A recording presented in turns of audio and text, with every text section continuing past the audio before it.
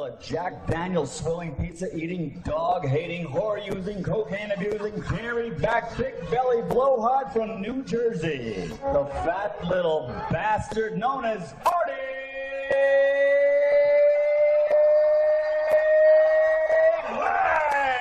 Damn it. And we're on Artie Quitter Podcast Tuesday evening. It's Tuesday, right? Yeah. Very special guest. You know, you have certain friends who grab life by the balls and just, the type A personalities, glass half full kind of guys. And, they get jobs where they have to be up early, they get families, and they would never come to do a podcast at 11:30 at night, ever. I'm lucky that one of my best friends is the direct opposite of that. I'm talking, of course, about Dave Juskow. Hey, everybody. One of the funniest people I know. And, listen, he can't, he wrote a touching thing on it was on Huffington Post, huh? Yeah. About Gary Shandling. He knew Gary. And I met Gary Shandling once. I'll tell that story. But, a lot of mutual friends that knew Gary very well. And you hung out with Gary Shandling quite a bit. Yes. During the good times, the Sanders times. Well, when he was writing for Good Times? I wish. He did Dynamite. Florida?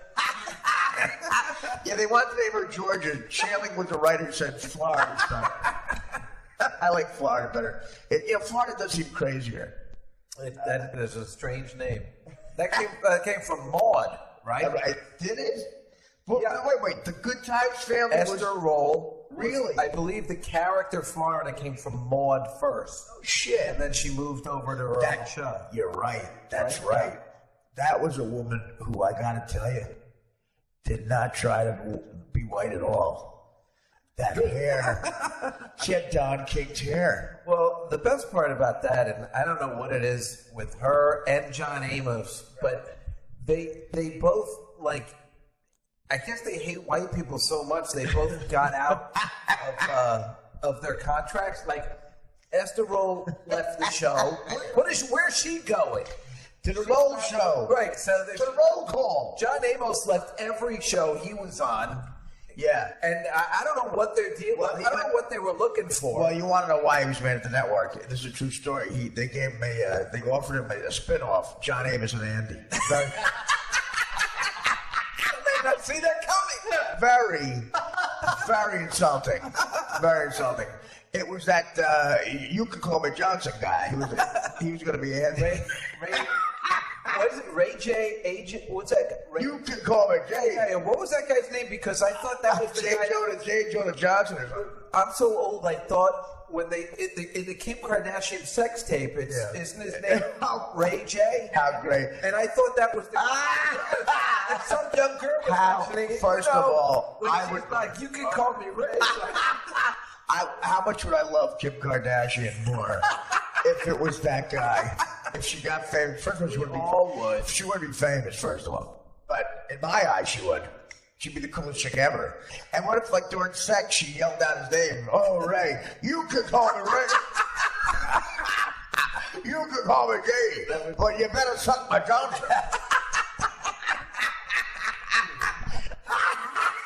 John Amos, man. Imagine pitching that to him. Okay. Charles Fleischer, the guy from very big now. He's up for the Roger Rabbit role. He's gonna be Andy, and he goes to the screen test. Hello there, Mr. Amos. Yeah, and that's the roles on the roll call. Understand this? It's dynamite. It's just a little less insulting than the regular show. Those two got angry because, it's so messed up. I always think of what were they mad about? Like Meredith Baxter Burney, because you're so angry because all of a sudden the show Family Ties, Michael J. Fox became a huge star. Shouldn't that be a blessing that happens, that you find a J.J. Walker who makes that show popular and then be excited it's going to last forever? Exactly. What a bunch of losers. I know. Crazy. She was upset that her tits were at the star of something for she's got nice tits, that Meredith Baxter. And now she's a lesbian. Which now that's not hot now, but back in the day that could have been hot. First of all, how crazy? We'll have to shut the TV off. And how does David Burney feel about this? We have to shut the TV off because I can't stop commenting on stuff I see. The black guy who's the head of Stephen Colbert's band, I feel is a dangerous person. Look at how crazy he is. He's 2 feet from that guy. He's dancing around with some unknown instrument. Yeah, what is that? A hootie? No one knows what it is. Everybody's afraid to ask him. He's dancing around like a lunatic. Yeah, I saw that, but I'd never seen the show before. Well, what's your name, America? Well, you know who now books the comics on that show? Who? Your friend. Who? Jessica Pilot. I'm not kidding. Are you kidding? I'm not kidding. I just saw a text today. It's completely official. I thought she was pulling my leg. Until I saw a text today from a CBS executive that said, I'm putting you in touch with Jessica Pilot, our comedy book. Well, that's a good thing. That you can be on that show. I don't know. I have to stop myself from commenting on what you just said. No, you should comment. I will, maybe later. Wow. Yeah. Oh my God. Listen, that Oh my God. She is a player. I don't know. I feel the FBI has to get involved. I don't know. Show business. She talks her way into show business is the most undignified. You know, he's a billionaire guy. This guy, you find out who's a billionaire, you go, no, who is it? And they tell you, and you go, oh my God, that boob? Like, there's a couple of managers who latched on to comedians early on, and now they have a replica of Fenway Park in their backyard. Oh, I know. I've seen it. I want to say, yeah, I've seen. Not only he's so confused. He's got a replica of Fenway, but he also has paraphernalia from Shea Stadium as well. Yeah, because he's all over the place. He has too much money. He has Tim Allen and Drew Carey money. That's the guy that's got the wiffle ball, the regulation wiffle ball. Right, that's Fenway Park. I remember he showed me around that one time. He showed me, I'm like, no, this is a regulation wiffle ball card. I'm like, think about what you just said. Yeah.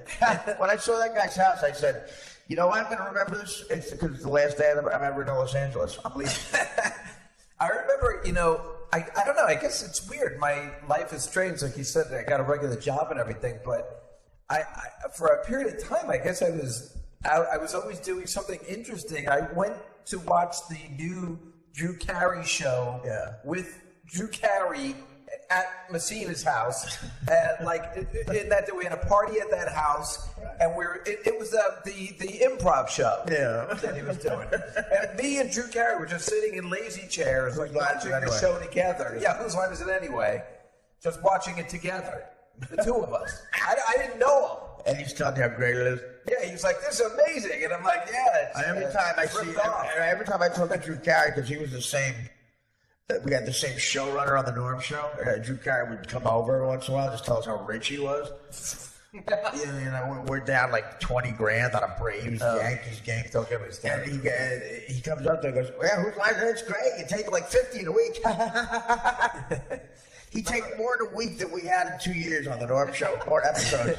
Do you remember how mad people got at him, or at least when they would call Howard, and when he opened the new Cleveland Browns stadium or something, their first day when they came back, and they were like, Drew Carey can suck it, because whoever they were playing, right? It must have been maybe it was the Jets, and somebody beat the hell out of them, and then all of it went to Drew Carey. Bad luck thing. Well, he was the first year of the new baseballs, the Jacobs Field, which is a great place. They had the All-Star game there the first year it was open. Right.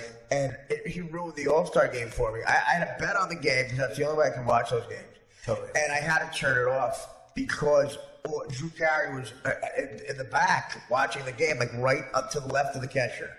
And when you saw those fucking glasses and those teeth. I'm like, I gotta shut this the fuck off. And nobody would care if he just kept eating and you were watching that, like if he just appreciated his weight and all that stuff. Very lovable, very self-deprecating. Well said. Well, before we get into some other stuff, Dan, you're gonna think I'm mean for what I'm. But believe me, I'm helping you. you're going to think I'm helping you. Dan, of course, is a guy who he pulls his pants up way high. We found that out by mistake. We came in. Dan didn't know we were going to be here. And we came in early, and Dan was pulling his jeans up so high. Sometimes that's to cover the belly, though. Well, no, why do you wear your pants so high again? Bob Levy came early, and the floor was all wet. Ew, wait, Bob Levy came early? Is that for real? What are you talking about? I don't know what you're What doing. Artie's not here. What are you talking about? He came half an hour early to the podcast. Oh, to the pod. I'm sorry. Say it that You're way. saying it right. Say it that way. Bob came early.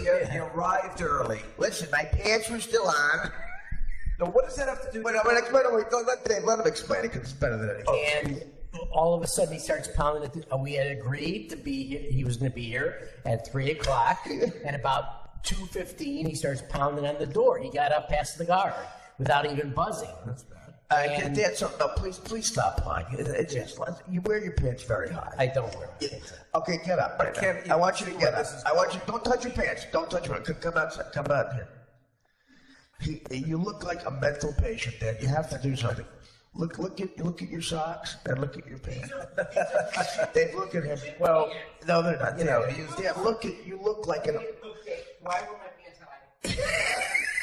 I can't tell when you're not pulling it up enough. But with the white socks, those slippers, you look. Dan, I've been to mental institutions. That's how everyone comes to I breakfast. don't wear this outside. Everyone comes to breakfast like that. But you can't. I mean, you guys are taping inside, and it's almost bedtime. Yeah, but you're company.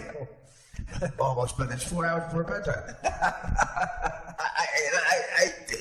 You can't look like that anymore. It's very odd because again, I've been in mental homes, and you look like the people when they eat breakfast. He's right a little. I just saw One Flew Over the Cuckoo's Nest again Sundays. You look like I want my cigarette, Mr. Just Go. No.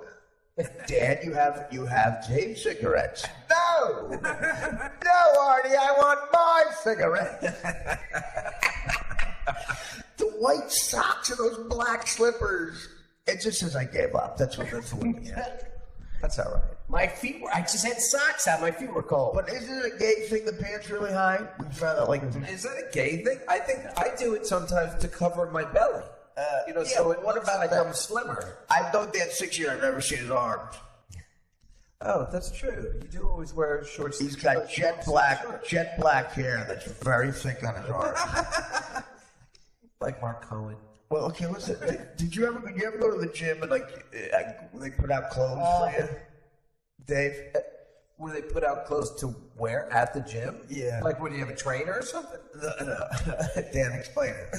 The Rockefeller Center gym that our work was involved with. It's now. It wasn't doing anything. It was LA Fitness, but it's now Equinox. Right. They have you wear their clothes. Really? Yeah, and they have thousands of T-shirts, thousands of gym shorts, thousands of socks. Yeah. And because they don't have enough locker space. And you have no T-cells. Oh, so you're not allowed to use a lot. Yes, they don't want you to bring in your own. So why is that? Because. I don't think I'd go there. I'd like to be all ready to go. No, I know. And then would you wear? But other people, the other people wear the clothes. Jeff Zucker went there. The washing machines are like Carlos. The guy name is Carlos who does the laundry. Yeah. A guy named Carlos does the laundry. Would you trust that? I no. Do you know anyone who's ever done that? No, never heard of that in my life. They have in LA.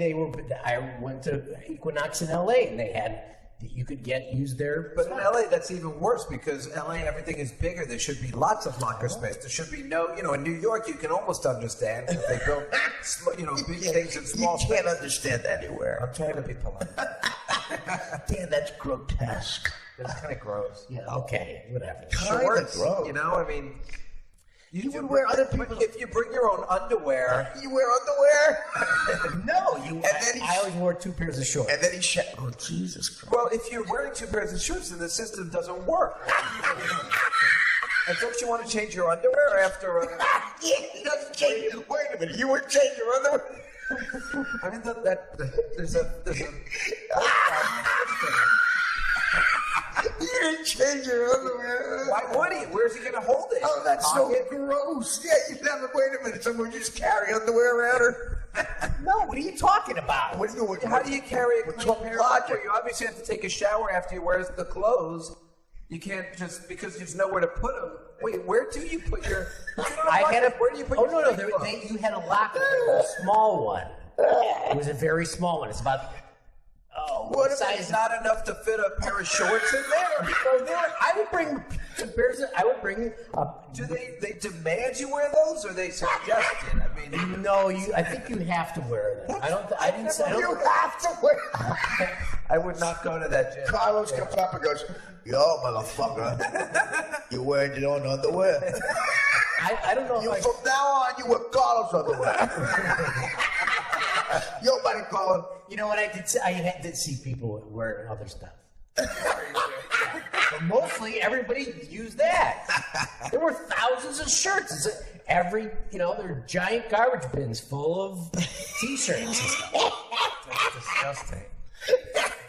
They were clean. It's so gross. Oh, it's so gross.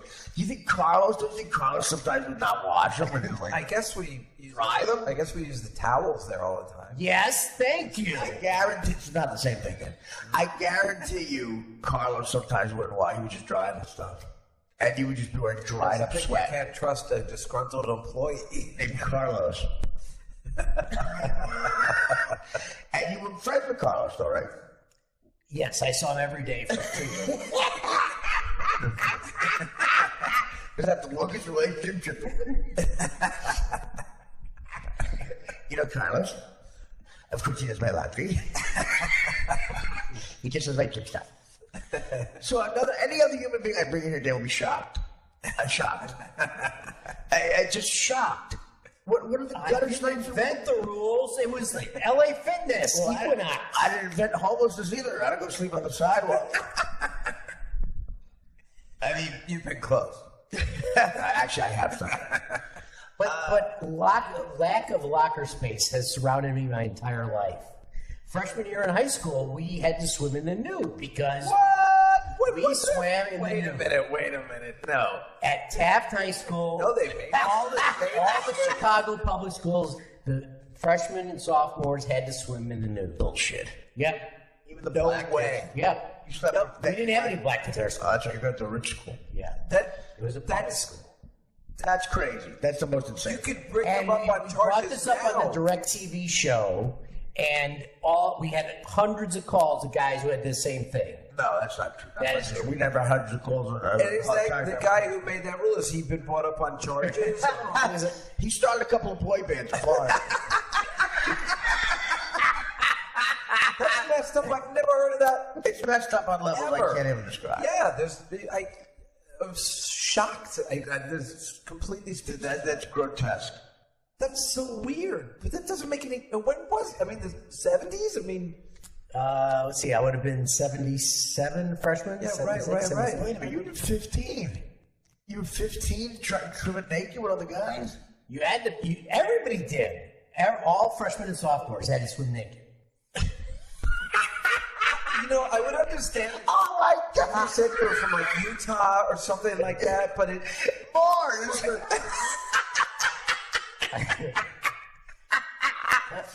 Go ahead, have your fun. We had people call all high school. No, we didn't. Yeah, we did. Dan, no, we didn't. Yeah, we did. Everyone was very shocked and upset. No, they were not. I've never heard of it. I don't know what to say. And now he's used to that culture.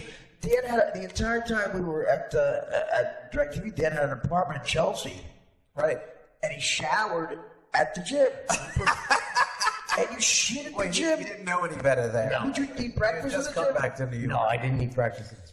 What, I did you ever- normally ate breakfast at home. did you ever eat with Carlos? No, never. Well, why would you go to gym? You were embarrassed to be in Chelsea. Why'd you get an apartment there? It was. I got a deal. It was through a friend. The guy that made the rules in No, high it was school a for- female. It was That was not. all It making was a friend of my It's all making sister. sense. It was not.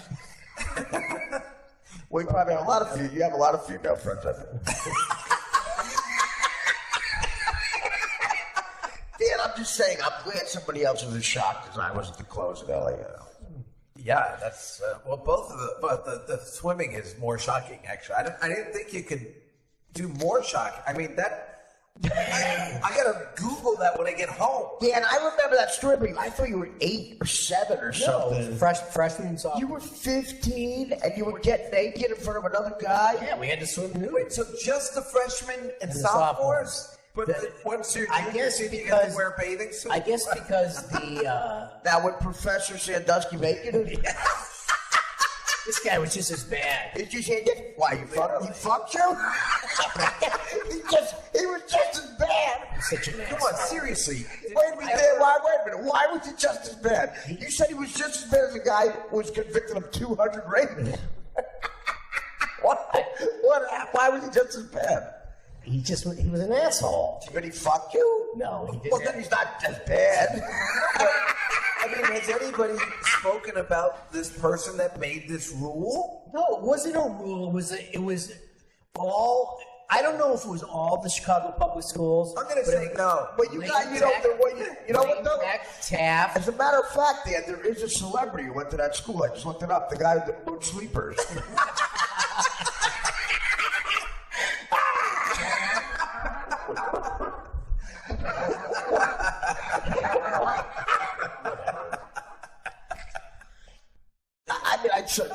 Again.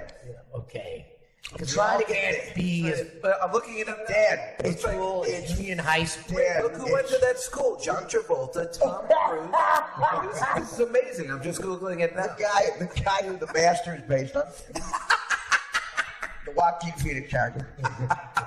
Dad, that's fucking weird, man.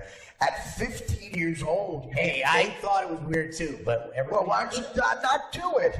well, I got suspended my second year, so I didn't. What happened? For fucking it. Fuck you, Dave. Not swallowing? Okay, Dave. I assumed he was going to say it. I just went. Dan, what'd you get suspended for? Because I told him this coach was an asshole. But what'd he do? He made fun of this. Somebody touched you. There's a Somebody kid. Nobody touched You me. left high school abruptly. You didn't. You had no. Oh, is that And- true? Yeah, because they called my typing teacher a cunt. Why? She was wearing the same dress.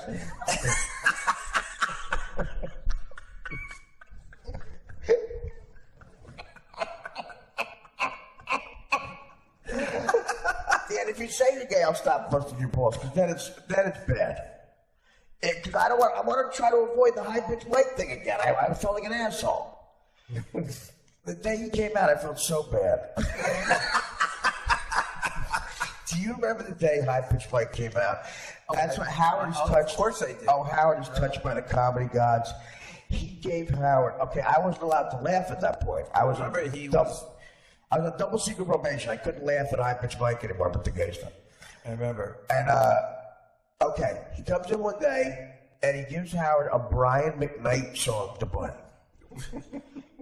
And when he said as a kid, when I come out, I want this song playing. It's very special. I had to put my jacket over my face. I had to put my jacket over my face. So this poor guy. I mean, again, and he has a point because the kid is coming out.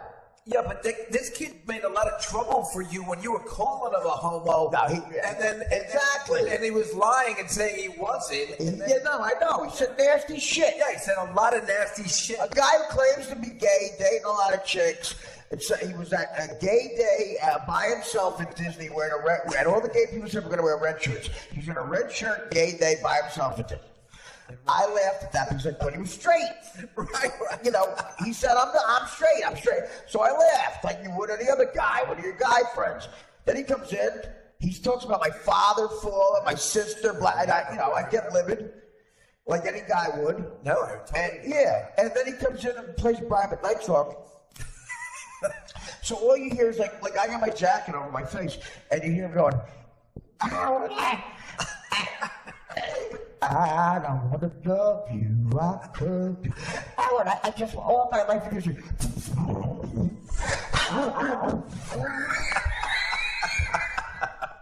And you hear Howard giggling at me. And you hear Fred starts to, and once in a while Fred really low would play, hello. In other words, yeah. So, Dan, if you tell me now, we'll avoid that. That's what it all led up to.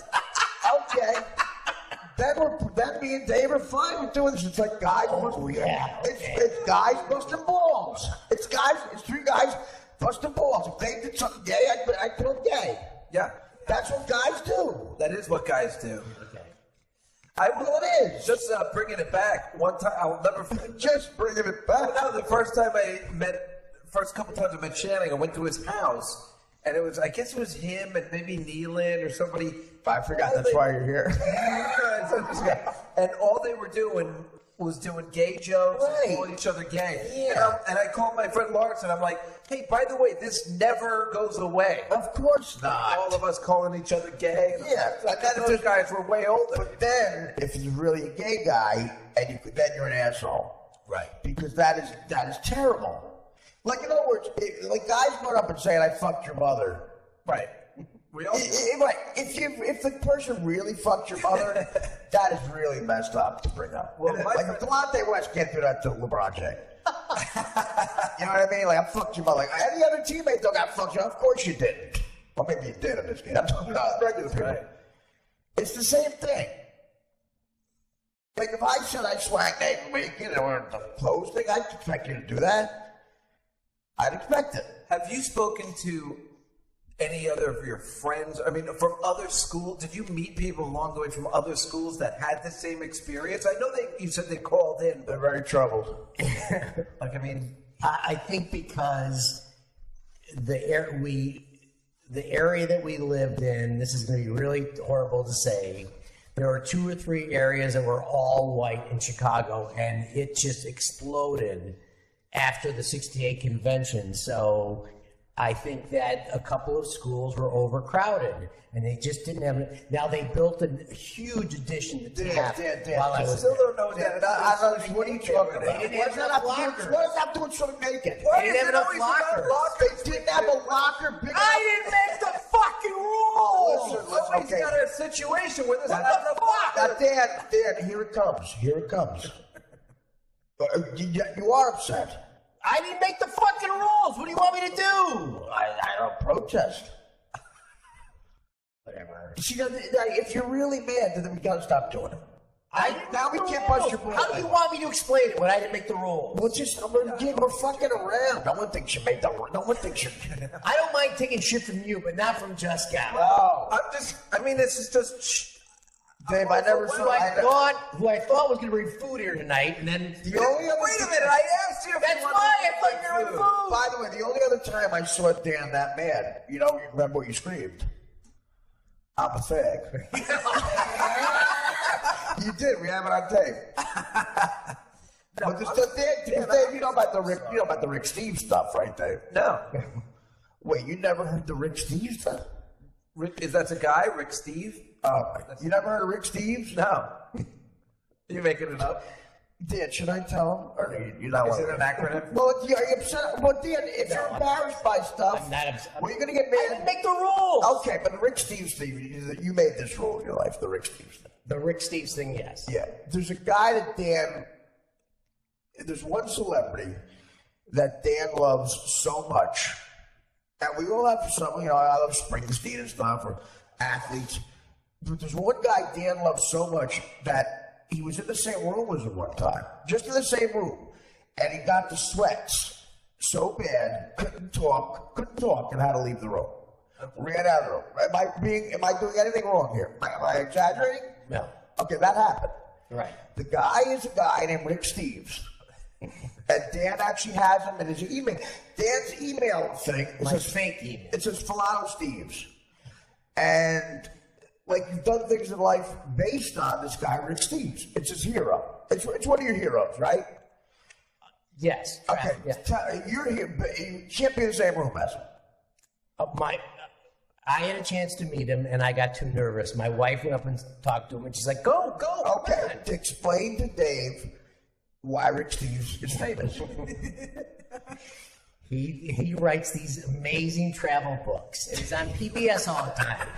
Dave, wait, don't laugh. You have no idea. Save the laughter. You have no idea. Yeah, keep going. And he just has these amazing books. And the guy from Page 6, I can't think of his name now, that we had on. Richard Johnson? No, that we had, he came in here. Yeah. the reporter that you. Richard Jefferson. No, that you like. Richard Johnson. He said. I don't fucking know what you're talking about. From California. He came in here and Who cares? Tell the rich people. he mocked me so bad on Twitter and stuff, and then about a month later, after watching his shows, he goes, you know what? Dad, he's forget. You're being irrelevant. Tell us. Who's the guy? I have no idea. Tell us. He doesn't exist. Tell us straight. Tell him the rest of the story. He has a travel show. He has a travel show. And why is he so special to you?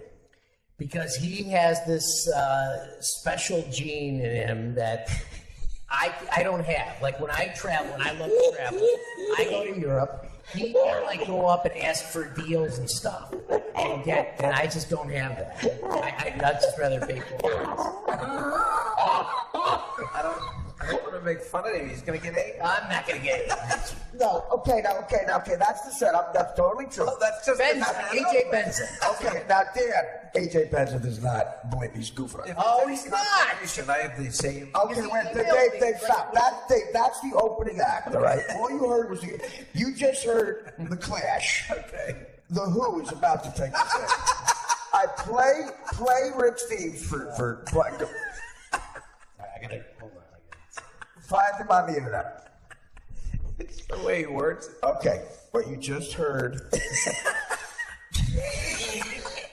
You just heard the Washington Generals warming up. You're about to hear the Globetrotters.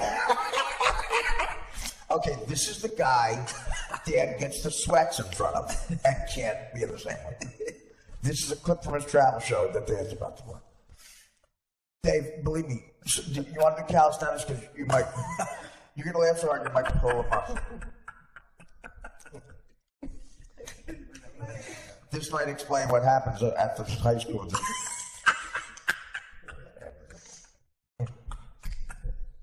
I don't need the second rules.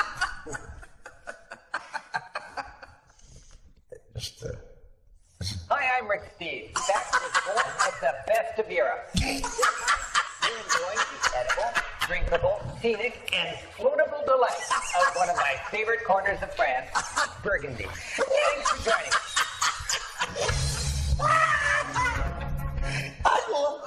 I'm almost envious that Dave is hearing this for the first time.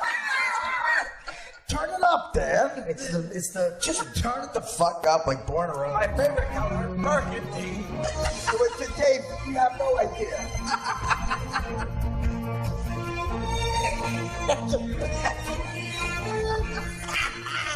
I love how hard Dave laughs. I'm picturing what's happening during the theme. Burgundy is calm, cultivated, serene, where nature is as sophisticated as the people. The traditions are strong here. If you're looking for the quintessential French culture, you'll find it in Burgundy. In this show, we'll appreciate superb Burgundy wine. Visit a medieval hospice. Build a barrel. Serve escargot. Ponder medieval He's the monastic. one ignoring his wife. Then drop in on a modern monastic community and explore the Stop it, Burgundian you're distracting him. We'll show the boys. The words later. France is the biggest now I gotta country see in what it Western looks Europe. like. We'll head southeast of Paris to explore the region of Burgundy, using the town of Beaune as a home base to explore its canals, vineyards, and It's canals. It's fucking canals. early industrial age. you don't know who he is. No, nobody does. Dan, no heterosexual man does. $25 million It actually shipped your dollars goods worth clear of across travel. France Yeah, they're all chicks. to the Atlantic. Then watch Ellen. Trains and trucks. You know what I like about Burgundy? Canals are full of Yeah, I mean, stop it. Just, I mean, again. Now look, Artie, it's just about an hour. So, Dave, now what is your analogy there? I don't know. I don't want to say anything. Are you afraid of his Dan so hard about this, like guys do.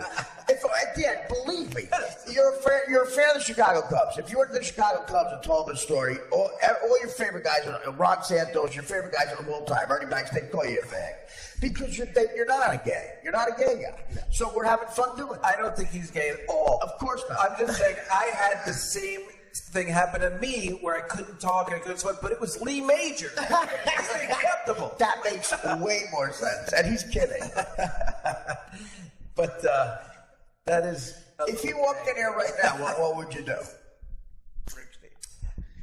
Well, just to show you guys up, I'd probably talk to him, but I'd be nervous. Hey, Danny, I'd be nervous. Kind of like a nun in a cucumber patch. It's the lisp that just is the end all. Would you be nervous like a center on a Greek football?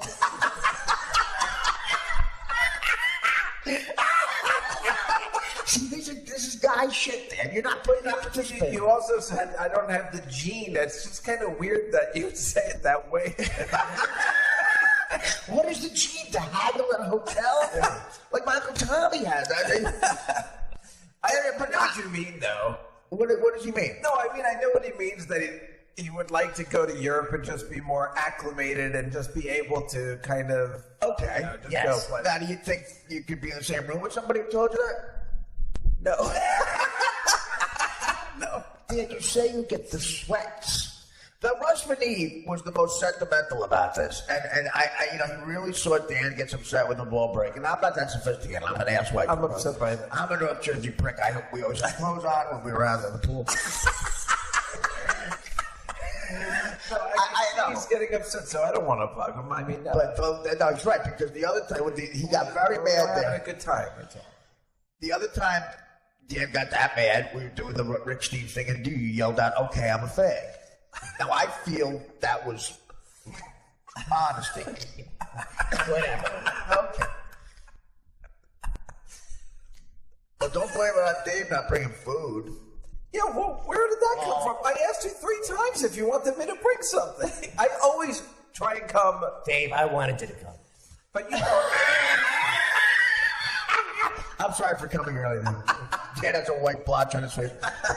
Dave, I wanted you to come. He's wiping down his glasses. I just thought you would come and contribute something to the show rather than beat on me all. Like your cock. I thought we were just opening with that. I didn't know. I saw the White Sox. And Dan again, I saw the White Sox. I know you're a Cub fan. I'm telling you for you, as a favor to you. I don't leave the house like this. Who else have you told? Did your father know about the Rick Steve thing? You could never tell your dad that. Your dad is a very No, he's Italian read his man. book. He watches the show. He likes the show. Does he know you get the sweats and stuff? His son? I don't think that ever came up. I don't think. Don't bring it up to him. But Russ was nice about it, then? Russ said, apparently, and this is true, apparently there's something about this guy that's like a warm blanket to them. Like, it brings him comfort. And like, there's something about him that brings him comfort. Right? It's the shows are relaxing. I like to watch the show. Right. And you don't. He's not touristy like the other show. Touristy? Touristy. It's weird, like, not that you're like this, but a gay Chicago accent is weird. Well, that's the way I wanted to be more Paul gays come Lynde-like. from New Jersey. But Dan, let me tell you something. The thing about Burgundy. Last year against New Jersey is not helpful. But I'm saying, look, I know he's not touristy, but again, you get the sweats. Like, there has to be an explanation for that. Is that why you like Notting Hill as much as I did? Because he owns a travel bookshop. Not just Notting Hill. I thought about that. We found that out. Imagine of all people, Nick DiPaolo. Nick never heard the Rick Steves thing. I forget about it. Oh, God. Nick would have been in intensive care. Left him laughing. But you He's the last person. Let me tell you something. We were talking about our top 10 films of all time, and Danny agreed with The Godfather. Yep. Agreed with Goodfellas. But then he said Notting Hill. We're both in that one. Top 10? But top 10, Dave? Of all time? Maybe. Oh, my God. Sorry. She's being nice now. No, he knows. Dad knows I like that. And AJ Benz and Dan is goofing on you when he emails you that he likes the show. I like that. That's the one I like. Clueless too. I like it for the writing is good, and let's just stop there. sorry. Actually, Amy Heckerling did do Fast Times. I know. It's unbelievable that a female director. Yeah, you're right. Directed Fast Times. It's unbelievable, boys comedy. Especially, she was directed at 1979. Right. I almost met her a couple weeks ago. Really. What happened? What do you mean you almost met her? I didn't recognize her. I didn't know she was that. Oh, sorry. I probably Wait, how long have we been talking? The pizza's going to come. How long have we been talking? 35 minutes. The pizza, like, well, I believe you might come early. All right, you know what? Let's take a break. When we come back, we'll do the Gary Shanley stuff. Okay. And we'll talk about that. So you get your pizza. But Dave Juskow was available midnight on a Tuesday. Go figure. Back after this. All right, now it's my turn to get back.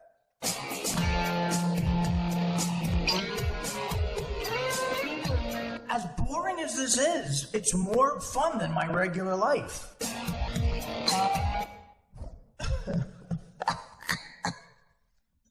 Hello? I can hear my voice. Hello?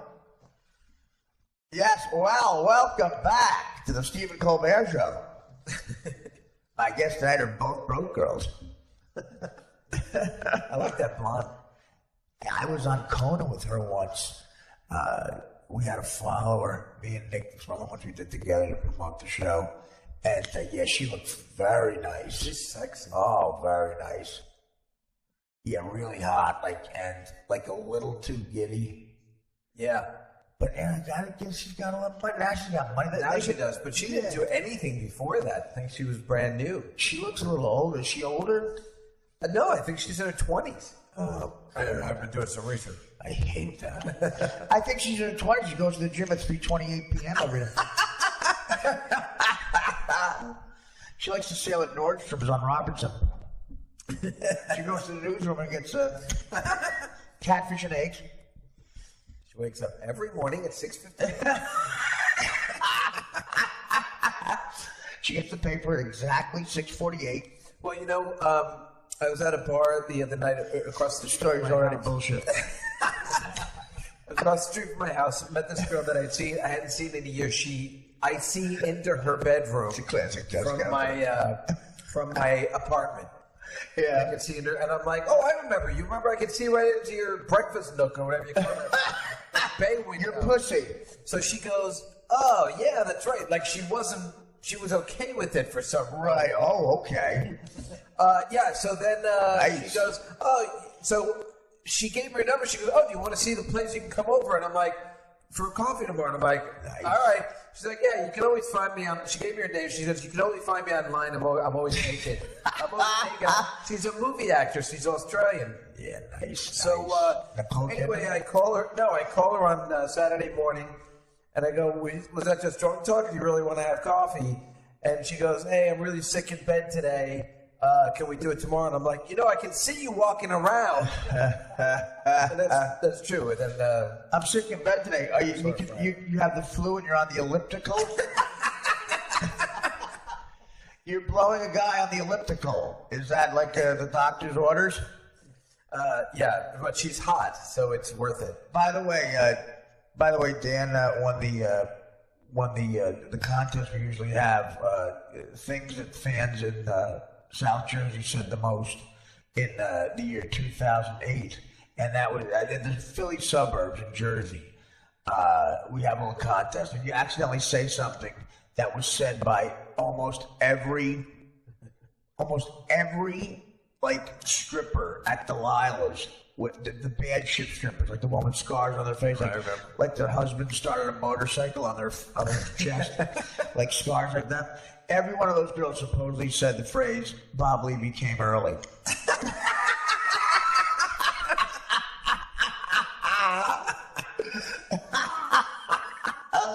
Even though that was all set up for the Bob Levy came early, I remember those girls. We used to go to clubs in Elizabeth. That was a New horrible Jersey. setup. I thought I was going to do my again, by the way. We would just go to those clubs in Elizabeth, New Jersey. Lookers. The worst. Well, do you remember a strip club called Buns Ain't No Bakery? No, I would have remembered that Yeah, one. it was in Newark. Buns Ain't No Bakery. No, we never went that far. We stopped in Elizabeth. Did you ever go to Nardone's? No. On 1 and 9? I had a buddy. I went to AJ's on one. I had a buddy, Frankie.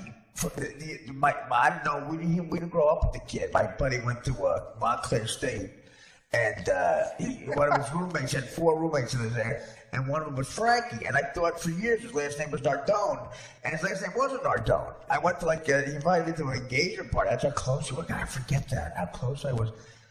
I've never seen him since. But he went to a strip club called Nardone so much that was his nickname. People called him Nardone. That's When I was 18, my buddy Shecky got kicked out of his house. He was like 17.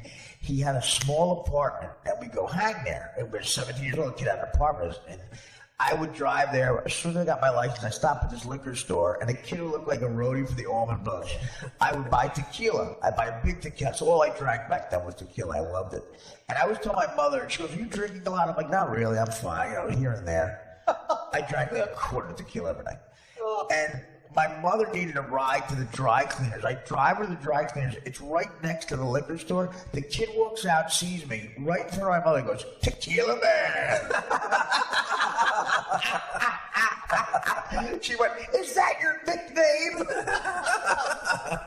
I said, "Well, it's like an ironic name. Like you call a short guy, fat, or big guy tiny." A guy who doesn't drink tequila ever because it's bad for you, they call me tequila. This isn't like that story, but in college there was some Filipino guy, and we used to call him Tojo. And everybody just called him Tojo. That's what we decided his name was. Nobody really cared for him. We had Tojo? Yeah, we called him Tojo. It was really racist and horrible, but we called Well, what do you have? An Asian guy? We don't know what he was. He was some sort of Asian guy. I don't know what he was. I think he was Filipino now, if I think about it now. But Same shit. And he didn't seem to be Japanese. We don't know what he was. So we called him Toj. Then we're like, "Hey, Toj, what are you doing?" It was very racist. But we didn't give a shit. Hey, Well, that's pretty much what we wanted to say. Listen, you slanty-eyed bastard. I know what you want. So then this other kid comes into college the next year, or the next semester, and they hit it off. This other kid who we didn't care for either. And these guys start becoming friends. They're playing tennis together. It's really gay. It sounds like homo. And then he goes, "All right, Tojo, it's you're up. It's your turn to serve." And he goes, "Listen, if we're gonna be friends, I'd appreciate it if you wouldn't call me Tojo." And he's like, "I don't understand. What's your name?" "Mark." That's great. How can that actually Margaret Cho's the middle name is Toe.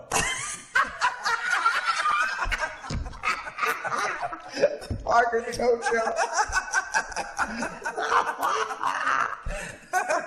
She claims to do real smart comedy. She was on the Bill Maher show. Why is she on the Bill Maher? Yeah, Why? Because she's so fucking smart. I got news for show business, okay, guys? You're gonna be shocked. I'm smarter than Margaret Cho. I guarantee it. You are. I guarantee it. Just got smarter. I am. Dan Shower and naked kids are smarter. Would you look at other kids' cocks? You were 15. Did any of your friends have a big cock?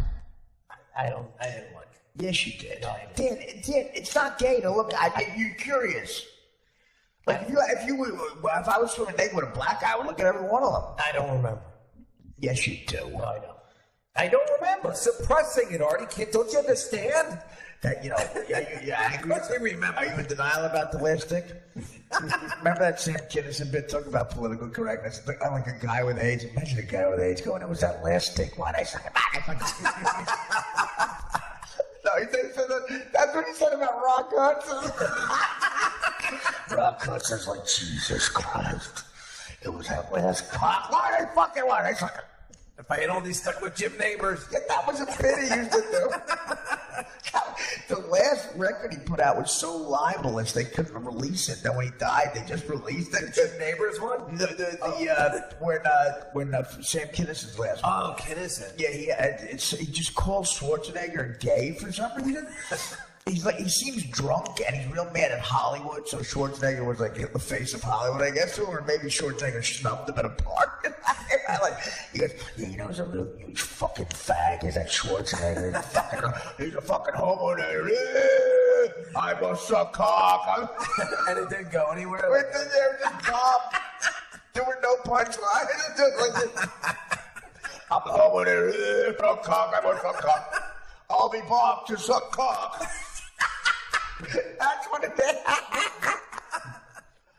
Okay, he's dead, so I'll say this. I have a friend, it's a reliable source, met Kinnison at the Comedy Store the last couple of years of his life.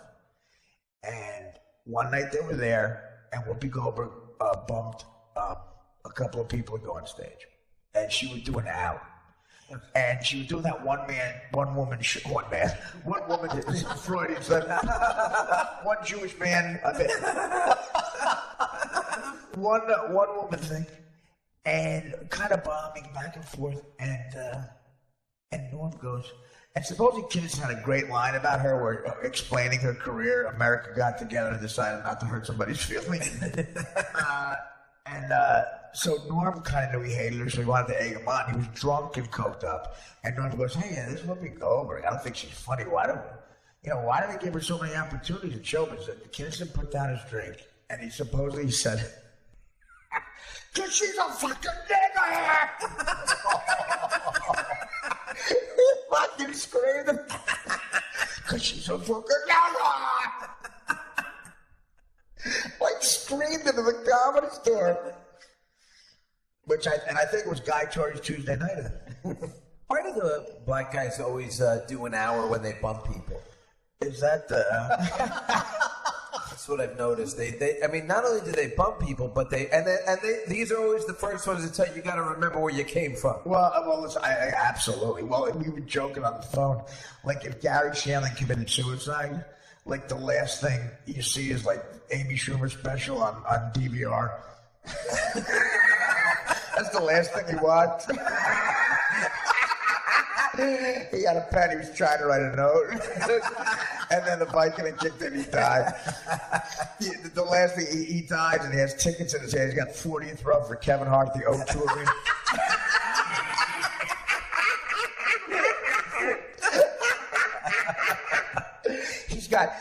When he died, he had 100th row tickets, VIP, for Aziz Ansari's third show at the LA Coliseum.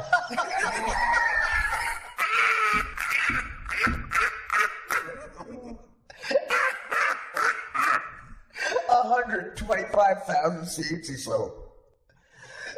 Yeah, the last thing Gary Shandling heard was Gary Shandling, Aziz Ansari's bit about going to brunch with Nick Kroll.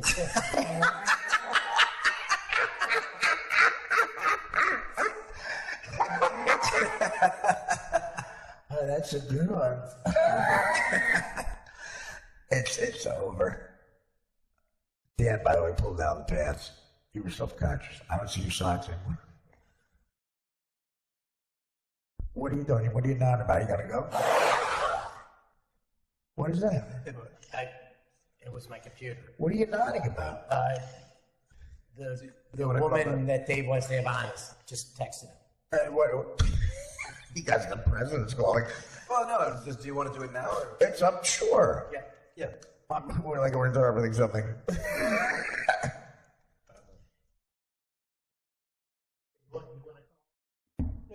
You call her, Dan. Tell her about Taft.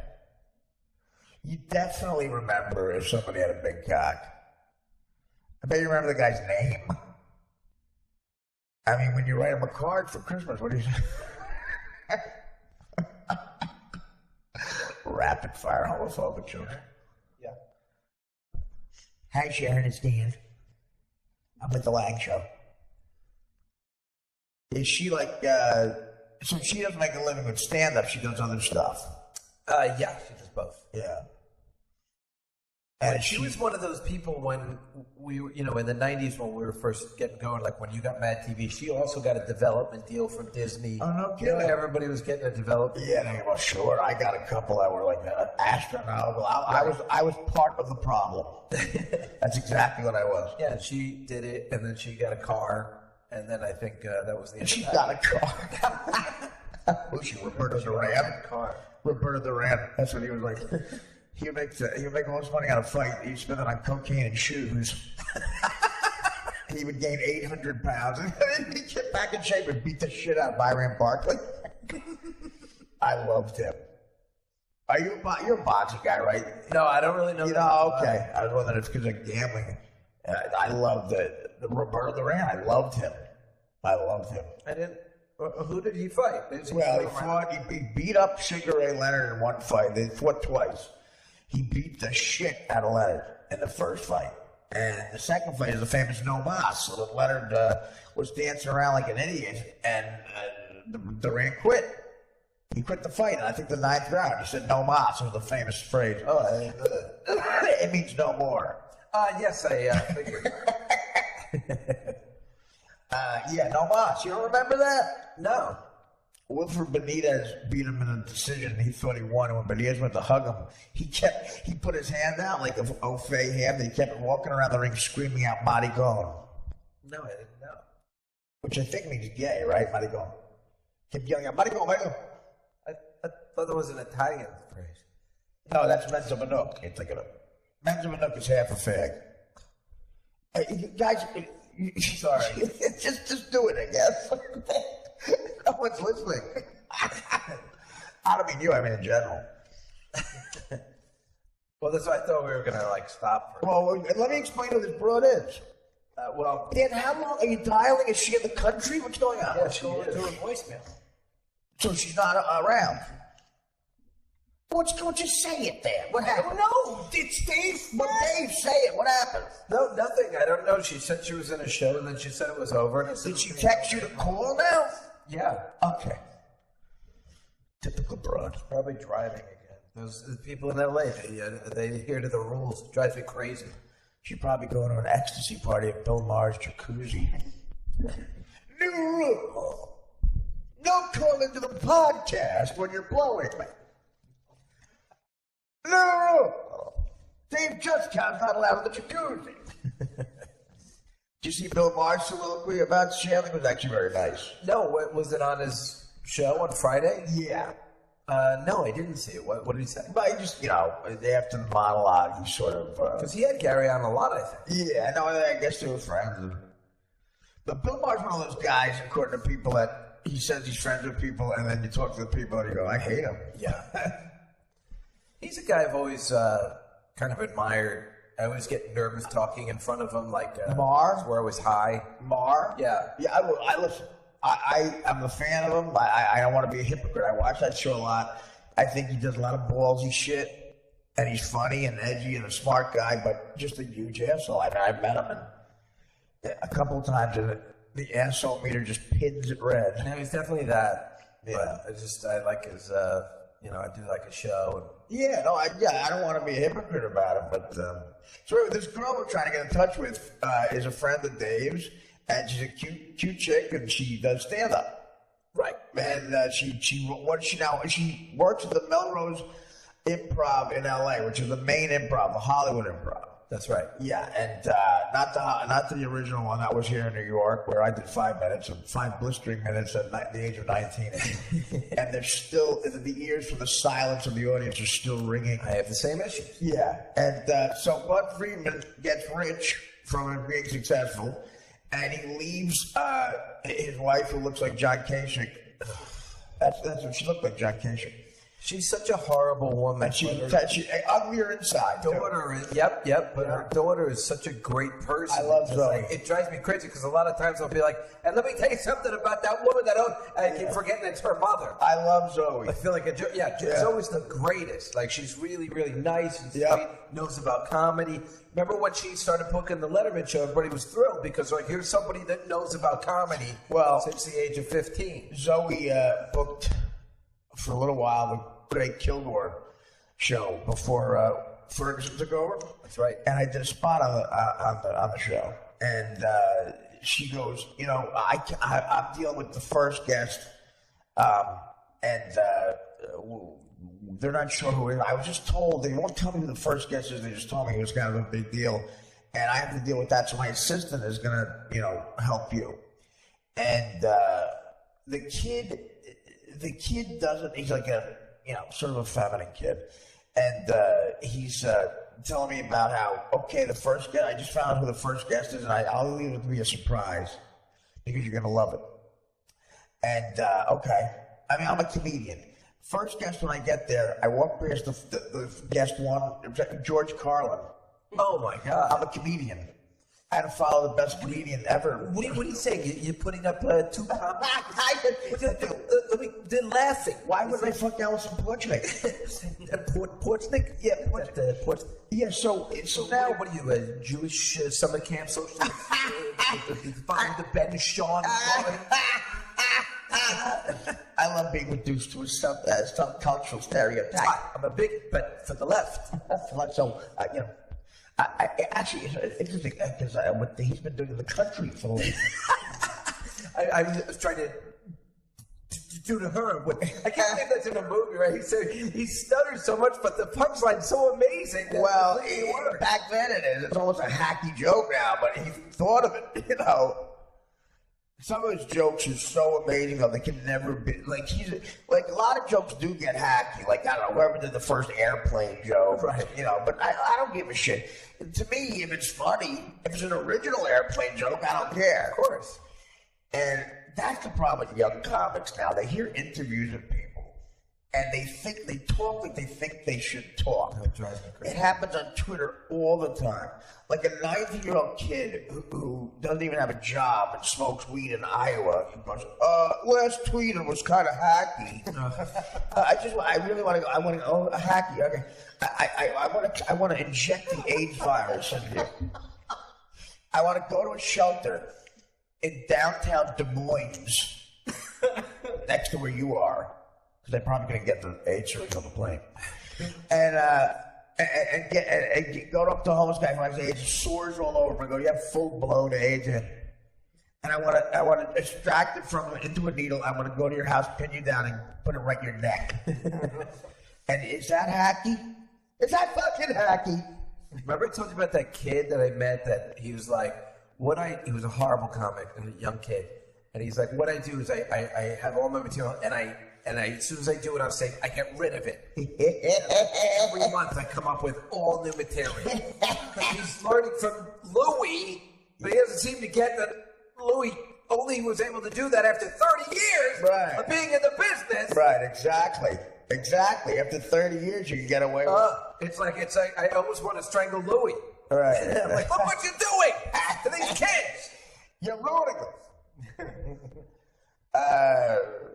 Yeah, it's almost. Remember, it was always just like you had to stick to the same material to get good at it. Well, yeah, we get just stage time. It was almost like I never did this because I was too nervous. I would make it a habit. But they would say some places they steal material. I think Jay Leno said that. Like they say, well, when you're young, just have stage time. Like tell a funny joke on stage to see what it feels like. I never heard listen, that. you gotta take my class. I used to teach, I'm thinking, talk about Leno, talk about annoying. He had that work ethic when he was young, too. Yeah. Supposedly, he's on the Bill Hicks documentary, and Bill Hicks went to see him at the Houston Improv when he was a teenager, when Hicks was a teenager. And supposedly, after the gigs on Saturday, Jay Leno taught a stand-up class. No way. Yeah, and anybody wanted to stay. And supposedly Hicks, in disgust, ran and walked out of it. And Leno goes, well, that's the guy that's probably funny, the guy that walks out, But, I don't care. I'll teach Leno, But yeah, I would tell him, if you want to, I'll get into that, but, feel it. I don't go up there. It's not like a college joke or something. You gotta know what it feels like to do well on stage. Like I did the Arsenio, something Arsenio thing on Tonight Show. I ran out into the audience, the audience, I got high-five him, like a color guy. I high-five like a color guy, The color guy on the show, Yeah, I think I high-five you. Yeah, high-five. Yeah, it looks very natural. That's actually why Brandon Marcellus left the show. He thought I was kowtowing to my whimsy. I said, they understand this is the way of the future. You got that going. Yeah, Why did he leave the show? Does anybody know? because I think he was just disgusted. I think he realized he was like selling out on a level. Because the way Leno sold out, I mean, Letterman got easier to, listen to too at 11:30, but Leno had really white people from Nebraska. Like, I think Brandon Marcellus went to one affiliates meeting in Iowa and went, I gotta get out of here. I'm gonna go back to the Village Vanguard and play a Charlie Parker song till I die. It's weird. I mean, I never cared for Leno, and I used to when he was a real comic. I thought he was fantastic. Yes, I understand you don't like me, James. And then after the show, he was such a piss-poor interviewer and a bad joke teller. Bad interview. And now, the funny thing is, now that he's gone, I find it funny again. Yeah. Like a lot of the stuff he's been doing has been okay. Yeah, because you're watching the gay fat guy after fucking took the Ferguson slot. Yeah, it's working. Bill Corden. Oh, is that what I'm doing? Yeah, or the black underwear model. That's the new Jon Stewart. Oh my God, that guy's horrible. The South Is Africa. that show still on? Yeah, no one knows. No one knows. They called me and Attell up last week to do a bit on the Larry Wilmore. What's that? Oh my God, that's the one after. I said that's I said, what? I said, listen, me and Attell should just do a bit on my terrace. More people will see. More people will see it on the terrace. Attell just called me. Yeah, he was texting me too. He's texting me too. Yeah. That's exactly it. He texted me something so funny the other day. He goes, do you remember where you, like the rest of the country, do you remember where you were when you found out Frank Sinatra Jr. died?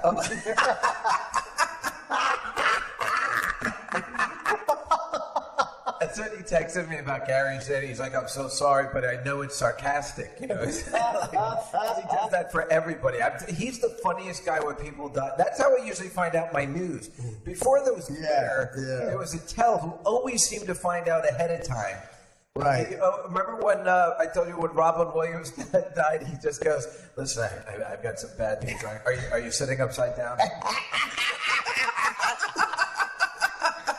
I was out in that's so fucking funny. Remember in LA that bank robbery where the guys had AK-47s and they just kept shooting at the police? Remember that big bank robbery in Van Nuys or something? And all of LA shut down?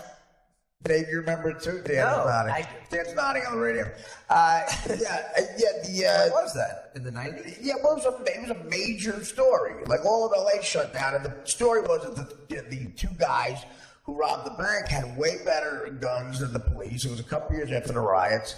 And, dude, Google it or something. Did they depict that in the movie Heat?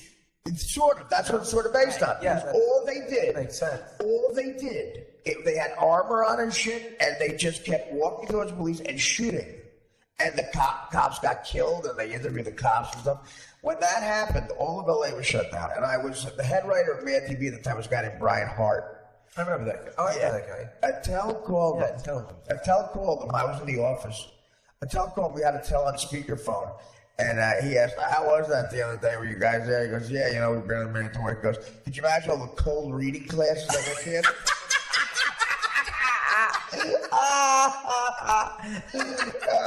Not even like acting class would have been funny. But cold reading. He's amazing. He's amazing. That's the best thing about people dying is whatever he's going to come up with. Attell is amazing. Attell is a guy, like I was telling you, the difference is, a funny comedian would say all the acting class like that. So that's kind of funny. He says cold reading. Because the comments are a whole different thing. That there is specific classes out there in LA, in New York too, like movements, like I need that. Yeah, how would he even think of that? It's brilliant. Yeah, no, me and Hart were laughing like for days. And, we're both very pale too, big inside. But we didn't find it funny. But so on my roast at the Stern Show, I feel like Ralph Creamer. They made comments about me being slim or whatever. My roast, some of the guys made comments that I'm slightly overweight. Yeah, on the Stern Show, some of the guys, like Joey Boots calls in, I'm like I'm slightly over. That's so great. So it tells Fat Joe, he goes, Anna Nicole Smith had just died and they were making a movie. As a lot of people know, Artie Lang is starring in the Anna Nicole Smith story. And people laugh, whatever. And like a pretty good comic would say that. David, this is why David tells on the level. There's a pause, the laugh dies down, the pause, he goes, he's playing the island she died on.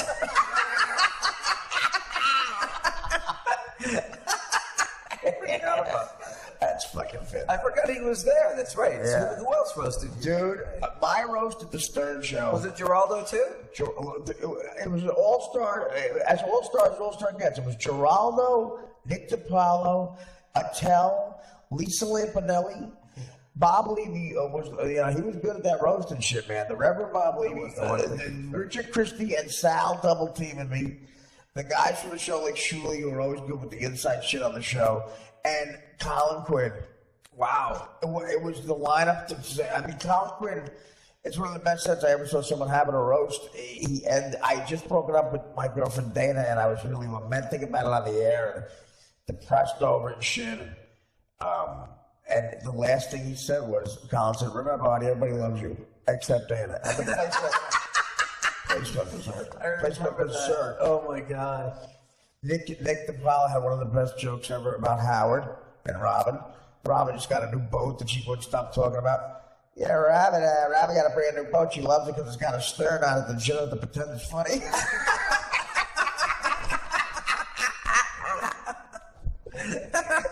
Nick was so mad because there wasn't any pay. They weren't getting paid. He goes, it takes out, I like to get up at 7 a.m. every day to do fucking free work for a billionaire.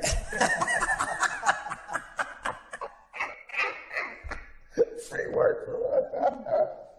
So fucking funny. Anderson Cooper, John Casey just stood up and he's trying to kiss Anderson Cooper. Oh my God, you're right. I'll show you how fucking into the diversity I am right now. I'll kiss this faggot right now, Ohio. Hey, Ohio, I'm kissing a faggot. Yeah, I'm moderate. He is one of those guys. He's so religious, Casey. He actually said about, he's one of those idiots who, he's unelectable because of this comment. The Kentucky woman who wouldn't give the gay people a marriage license, he said, how would you handle it? He goes, well, I'm a Christian. And he goes, what I would do is, I would do my job. I give them a license. When they left, I would pray that they get cured. I'd change their ways. Jesus Christ. I like that woman. I like that. I like that she stood up for something. Stood to her gun. Yeah, I mean, it's kind of impressive. She said, I'll quote John C-15 right now. No license to faggot. Yeah, those people, when they open their mouth, they'll make an argument that kind of ruins it. Yeah. We get blatant racism in the South. Did you ever experience that doing a road gig, Dave? Did you ever see That's any? why I stopped doing the road. Because of racism? So much anti-Semitism comments. That's why. Oh, anti-Semitism. Yeah, for me. That's why I got my nose done.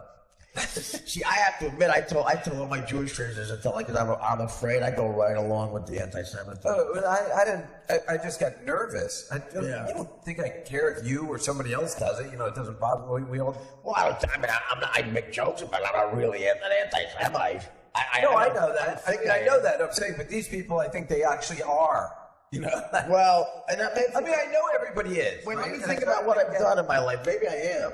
I don't know. I'll get back to you. No, of course not. It's very scary, how anti-Semitism and absolutely racist, and it's something that you can't believe being from here. Because I mean, the racism is some more subtle here. Yeah. Although my cousin Tony did have a bat in the back of his car that he wrote on it. Nigger the good stick. Well, sometimes for that, yeah. I mean, sometimes these colors are out of control. But since 9/11, he changed it. He put sand in front of nigger.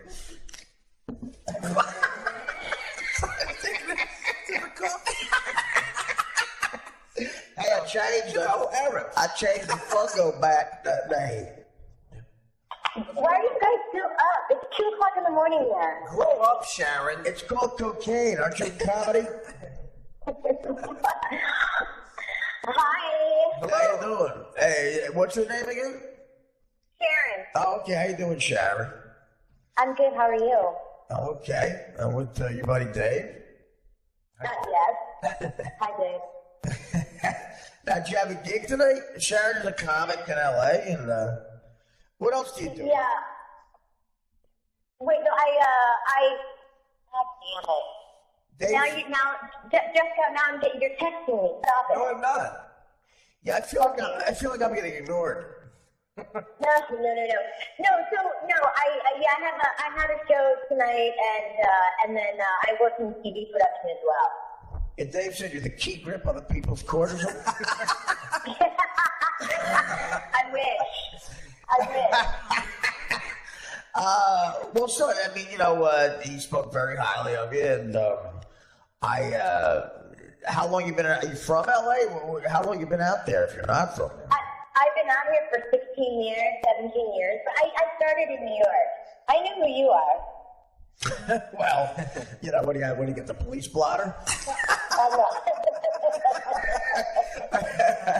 Yeah, it's horrible now with smartphones. I got to tell you, because if I meet a chick, I'm able to lie to her in a club. She doesn't know who I am, which is great. And I'm getting somewhere. She just Googles me in the bathroom and comes out with a horrified look on her. Where are you gonna go? Well, what is your? You're clearly a fan. What is your favorite thing I've done, Sean? Well, probably Mad TV. I said that to hurt your feelings. No, listen. I'm proud of it. But anything this decade, I'm kidding.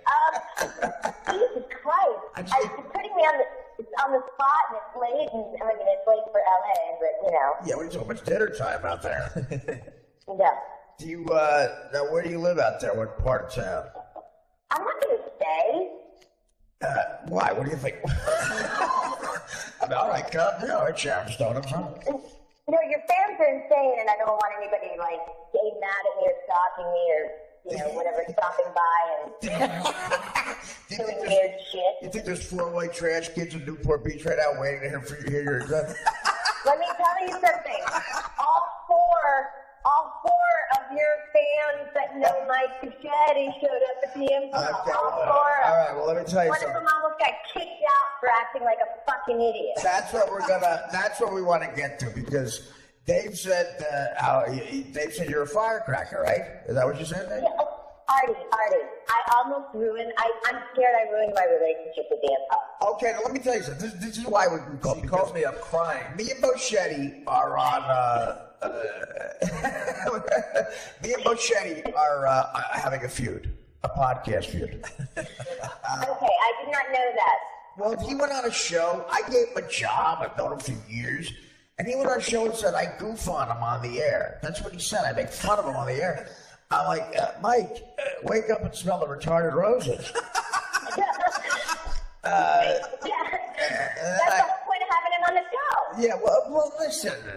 But I got him a job, we let him do the weather on my old TV show.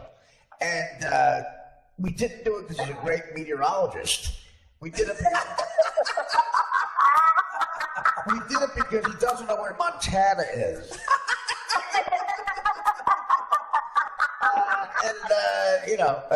So, I mean, listen, and people, YouTube, on Twitter all the time, they go, watching classic weather reports with Mike Pichetti, and he tweets them back as if he worked on Mean Streets with Scorsese. Thanks, Artie's bloated liver. Had a great time doing that. We really worked hard on a lot of improv on my part. Shut the fuck up. So he goes on another show and says, shit like that, and he's mad at me. He wants to fight me. And so I got pissed one night. I did say some things I shouldn't have said. It was because he's sort of a beach ball coming in. It's an easy target. He told us he was in a commercial for KFC once, and I said that, you know, I didn't say this at the time, but I said what I was really thinking when I got mad. I said that his head is going to be the new bucket.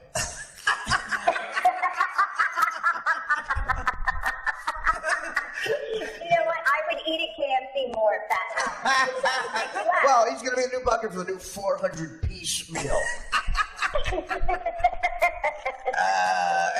You know, so then he got mad and stuff, and then, so now we haven't spoken. But he gives me, so he tells me about these delusional things. He goes like, Artie, we're going on a big tour. It's the Mike and Stacey Pressman's in here, another girl that you know he's friendly with, and she comes in and sits here and looks at him, and is very sweet. And she's a comedian, and of course the tour is in Gino Bisconti. Oh my God! It's not Sharon's favorite. Yeah, you know what, Sharon? I'm going to give you a chance to comment on this because I love it. So, and then of course Stuttering John, which every comedy show needs done. That was a fucking nightmare. And let me tell you, well, I'll tell you what happened with that. Keep going. Sharon, is there a place where I can piss? Sharon, of course, because we're bringing two people in, can I get free piss? And like the end of the Blues Brothers, Bud Freeman's like, yeah, you boys drank $400. Oh, well, we thought it was for free. Yeah. Oh, no. No. I usually sit in the car and write the check out myself. So the big tour was going to go to LA, and Mike was bragging about it. He goes, we're going to LA, and there's a big tour. It's Mike and say, what's it called, Sharon? What's the tour called? He called it the Don't Fuck With Me tour. Right. Which I thought was weird because I'm like, first of all, how is it? I thought they went to other cities before they came to LA because they said they were on tour. Right. Since when is getting on a plane to LA and doing 2 shows in LA a fucking tour? Well, they told you. And I've been on tour for 16 fucking years. When they flew over each city, they told a joke.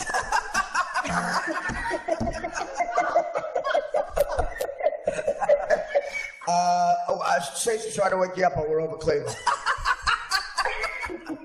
Could you intro me? Gino does his act on a plane and gets thrown off because he calls someone a cunt.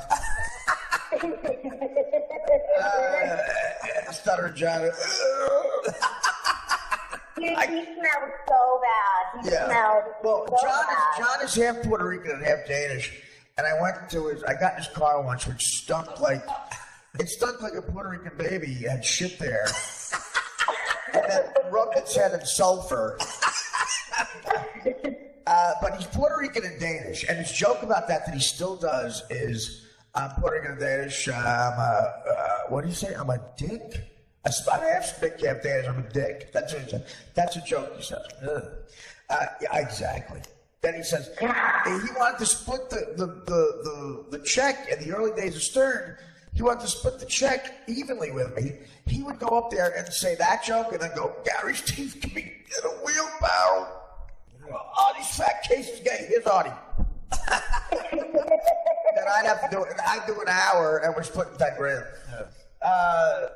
So when I smelled the car, he's half Puerto Rican, half Danish. I said, John, did you get any of the Danish? Any of it?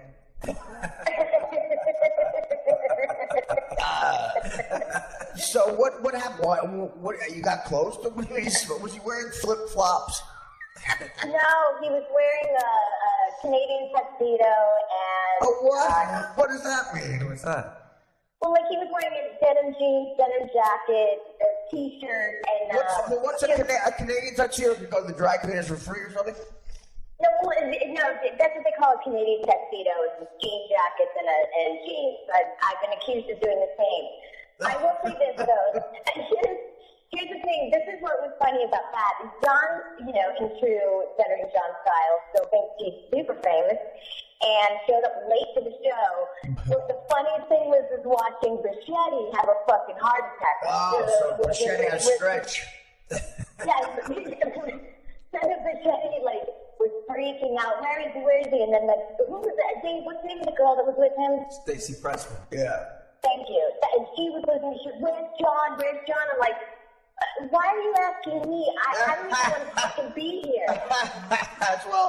Well, listen, John is we bust John. John is a good friend of mine. I like him, but he's going through a bit of a hard time now. But how did you split up the two people? How did who got half? And did you keep Bud keep the booze? That's the thing. Like, I didn't even. I mean, I got paid because I hosted the show for Mike. I got paid via the Improv. I don't think they made any money because there was no one there. Like, and this is what I told Jamie Slam, who booked the Improv. I'm like, listen, I'm making a call, and this is where I made a huge mistake. Bichetti was very nice to me at the very first open mic I ever went to. Right. And I was like, she's a nice person. If he ever asks me for anything, I'm going to honor that. And I did, like a fucking asshole. And, he's got so many Twitter followers that I was like, he's got a lot of Twitter followers. Well, does he? How many does Mike have? A lot, like in the thousands. Like, I think it's like something like 20,000, something crazy. 20,000 is considered a lot to you. So that's why I get. Well, I don't want to sound arrogant, but. Well, I know you have millions or whatever. I don't. He's not. I don't know. So 20,000. I guess he figured that 20,000 was good enough to put 100 people in the seat. Is that true? Well, no. Well, I don't know if that's true, but what I told Jamie is he's like, why don't I talk to Jim Norton? I said, yes, have Jim Norton vouch for him because that's way better. I said, I'm just making a call. Right. Open the door. I'm not saying like you need to do this, you should do this. I go, if you book it, you should probably book the show at the Hollywood Lab because it's a smaller space. But Jamie ended up giving him the main room. That's what I can't believe. The main room on a Friday night at 8:00. Oh my God! It was a fucking disaster. Wasn't it like a black guy with one name that you never heard of who could fill an arena, like Talent or Bruce or? Like a guy named Joke. That's right, yeah, exactly. And you realize they don't want the government to have the real names without their jokes. That's my favorite. Earthquake was one of those guys. Who's absolutely, his half-hour special at HBO, like from 2004, is one of my, I've never laughed so hard. It might be my favorite act, a half-hour act of any comic. He goes, about the election, he goes, I'm sitting at home eating Doritos on my bed. I see Puff Daddy on MTV, you gotta get out and vote. I'm like, this shit must be absurd. I waited on fucking live for 4 hours. This nigga lost about 3 million votes. I said, fuck you, Puff Daddy. You don't know shit about the vote. Stick to remixing. And he goes, why's John Kerry? Why's that motherfucker working anyway? He's married to Teresa fucking Hines. Why's he fucking working? I wouldn't work if I was fucking married to Teresa Hines as an earthquake, you want to be president? I'm like, shit, my bitch owns ketchup. Every time a nigga order French fries, coaching. I'm telling you right now, when he said, I watched it on a plane. When he said my bitch on ketchup, I almost parachuted out of it. I said to the stewardess, I said, we have a problem. I'm not a terrorist, but I'm not going to stop laughing this loud until we land. It's my favorite punchline of all time. My bitch owned ketchup. It should be on t-shirts. Because it's true. His bitch did own ketchup. The blacks know how to handle their women, right, Sharon? You've dated a black guy, I'm sure. No. Sharon, tell him no. She would never. Why? Is that true? Well, Dave, Jesus Wait, why are you all of a sudden getting into a fucking racial conversation? Sharon knows how to handle, she's an LA politically correct. Me and Jessica are ruining our career. We're from Jersey. We don't understand. Jessica's going with the race. Yeah, I know. You guys I'm are still weird. confused. I was against interracial dating I'm a Yankee fan until Derek Jeter. Yeah. Now I'm fucking introducing black guys to white chicks. We need a short stuff. I mean, we won the mulatto with them, right? Sharon, we'll cut out you laughing at that. Mulatto. Yeah, sorry. We'll cut out you laughing at that joke, Sharon. Wait, no, You guys are funny. You guys are making me laugh. But you did that great politically correct thing that people are, okay, guys, why are we being racial? What do you want us to talk about? Brunch with Nick Kroll? Well, no, I thought we were talking about retards, and now we're talking about See, that's the politically correct people can go to retards. They had like a meeting. Retards are fun. Whatever David Cross has on his next album. So now you booked the Improv. Are you host there on a regular basis? No, I'm a regular there, and you know, and I have a great relationship with Booker, and he's a really great guy. Right. And you know, that's why I felt comfortable asking for that favor. But I was hoping that, like, Jim, you know, I don't know. I mean, you know, it's like I don't really listen to so much of the radio shows that a lot of comics listen to, and you know, Mike's like, oh yeah, I'm always on this and that, and I'm like, okay, well, let me, you know, you have a lot of Twitter followers, let's see if I can help. Yeah. And I did, and it was a shit show. Wait, you're going too fast. Let's take this slowly. But apparently he promoted this show as well. Wait, we're going to get to all of it. Yeah. All right. Well, he said that you promoted the show. He was like, all right. It was like 2 days before the show at the Improv. What we're gonna do is we'll stop and examine every piece of bullshit. Now, what time is your spin class? 6:30. Of course.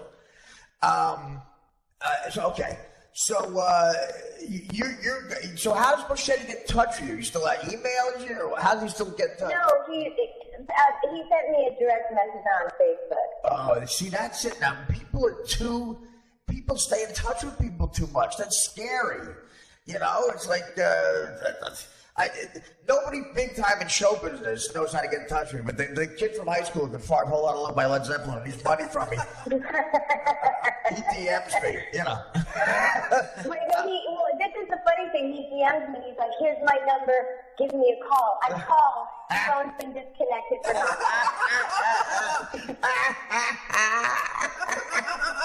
Oh, my God, how depressing. Oh, God. So then I DM'd him, and I was like, hey, I couldn't get you on your phone. He's like, so sorry, Sharon. It'll be better in a couple of days. I'll give you a call. I'm like, great. And I never hear from him until he lands in LA. Here's the kind of he lands for the setup. She didn't want to set up that tour until he landed. Here's the kind of mistakes Mike Moschetti makes, and this is why we have him on the air. He actually texted a girl, I'm going to tell this girl I sent her a DM, and he put BM by mistake. It's the funniest text again. It's something with my bitch on ketchup. I sent you a piece of shit. I sent you a BM. I sent you a BM. There's a picture of Moschetti in the corner. Here's a picture of the BM.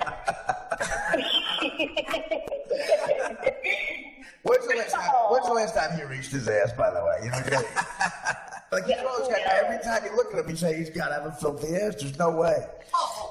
So, so he calls you and says, listen, we're coming out with a big, I'm sure you probably heard it on Entertainment Weekly. I'm sure you heard Mary Hart talk about the Moschetti. So, listen, by the way, I had a lot of fun talking to you. Have you seen my weather stuff on the audio line? And, so you're bad. You always got Twitter followers, but you give a spot. By the way, you're talking about the Melrose Improv. It's the original ones in New York. Bud Friedman made a bunch of money because it got popular. Woke up one day, rolled over, saw Silver Friedman, and leaned over her snoring body, weeded through her mustache, and got the phone. And bought a plane ticket for LA. He hasn't been back to the night ever since.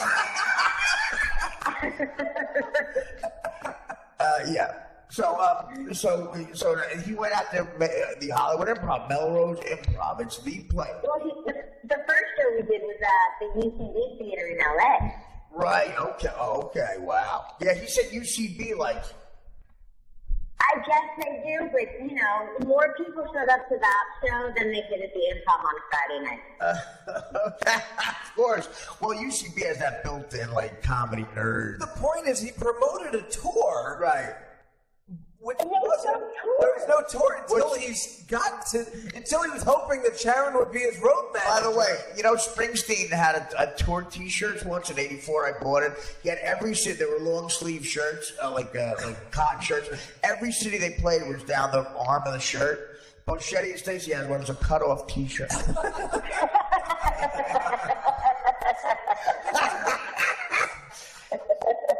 I have a similar one with all the Mets World Series. I'm sorry, I did that for Dave.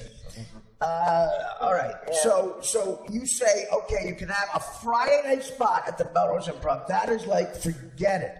And that's what I can't figure out either, because why does the Improv even need a specialty show on a Friday? Yeah, it should. Like, what happened to comedy? Figure out. Exactly. That's the thing. I can't answer that question.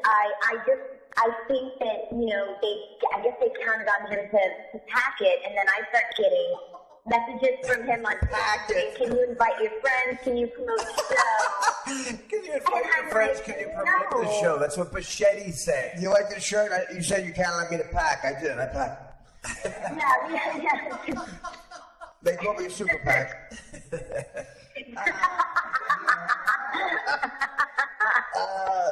That's political.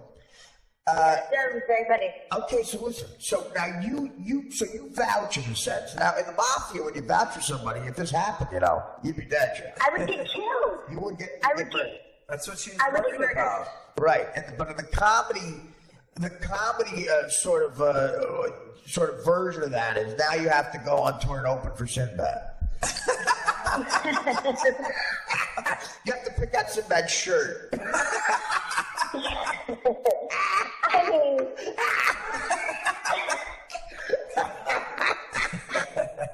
you have to MC the Aziz Ansari O2 Arena, Wembley Stadium. He's playing Hyde Park. So go ahead now. Sorry if that was racial, but go ahead. So now you booked them. So you're out on a limb here. You're going to host the show. right. And now it's So I'm Friday, gonna host the show. and you figure a lot of people are going to show up, and you get there, nobody's there. Well, I mean, I had a feeling there wasn't going to be a big crowd, but when I got there, I was like, wow, there's 8 people here. 4 of them, wait, no, it ended up building up to about 16, but there were 4 people there that were extreme crazy fans of yours. Of mine? You're kidding me. Yes. No, because they were there because that's how they knew Boschetti. Did they think I was going to be there? Because I wouldn't put that past Mike to say I'm going to be No, there. you know, I don't think they expected him to be there because they were very excited to see him, but they acted like maniacs, like not like normal audience members. Like, you know, it was a distraction, and it was just fucking weird. Right, Well, they're always upset when they find out Bochetti's actually retarded and it's not an act, you know? Then they're like, what the fuck is this? Yeah, it's unbelievable. It's unbelievable. I tell you what, I got a character. I've fucked a couple of groupies over the years, and every chick I ever bagged, they were sweet, but they all thought the blue part of the globe was the sky.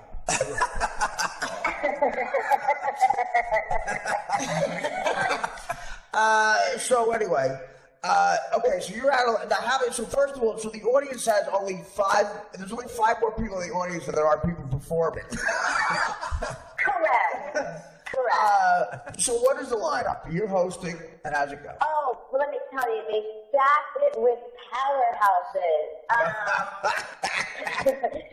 Some dude from Delaware, former personal trainer. Gino Bisconti. Gino Bisconti. It was Gino's friend.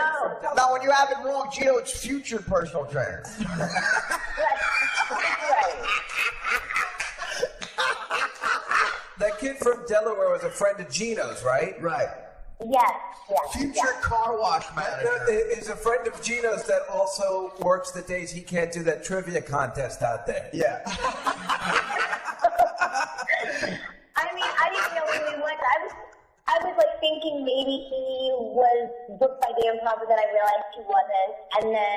why you don't know who he is? Because you grow up in the house next to him. Right. So there was that guy, and then Gino went on. Right. How'd that go? This is what she was telling me, and I told her, I'm like, oh, you had the entire Mike Machete experience. How did Gino's act go? It was weird. He was. Yeah, she's being polite. You know, She told me. well, no, I'm not being polite. Let me just get it out. God damn it. Right. It was, you know, it just was one of those weird things where I started to flash back to when I was doing open mics in New York and everybody was talking about their nuts. And they, you know, it was so aggro and loud. Right. He was a nice guy, but I was just like, why are you fucking screaming at us? There's 8 people here. Okay, people. Here's 2 people in front. You're a cunt. You're a whore. Okay. That's what the audience Oh my God. when he was on your show, right? It was insane. So then after Gino, then the improv, you know, will book big names to try to think. Book Nick Soon at the last minute, hoping that would be Who's a Nick draw. Who's Nick Soon? No, Nick Soon. Nick Soon? No, Soon. Thune. Well, I never heard of him. Nick Tootsoon? Tootsoon? You go usually with Bruce Tootsoon. So then they booked Bouillon. And then He's a funny guy. He's a funny guy. He's kind of like an alt comic, but he's not because he's actually good in clubs. He works with Bridget Everett and. That's great. Bridget's great. Yeah. She's the quarterback for the Rams, right? But no, actually, his opening act, Tootsie's opening act, I know well, Jagaboo. And the audience is Jigga Yay.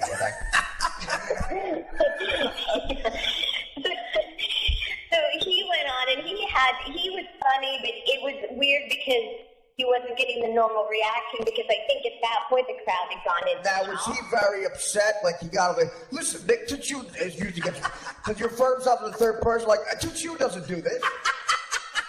I'm Tootsie. Where is Jamie? I'm Tootsie. Did you vouch for them?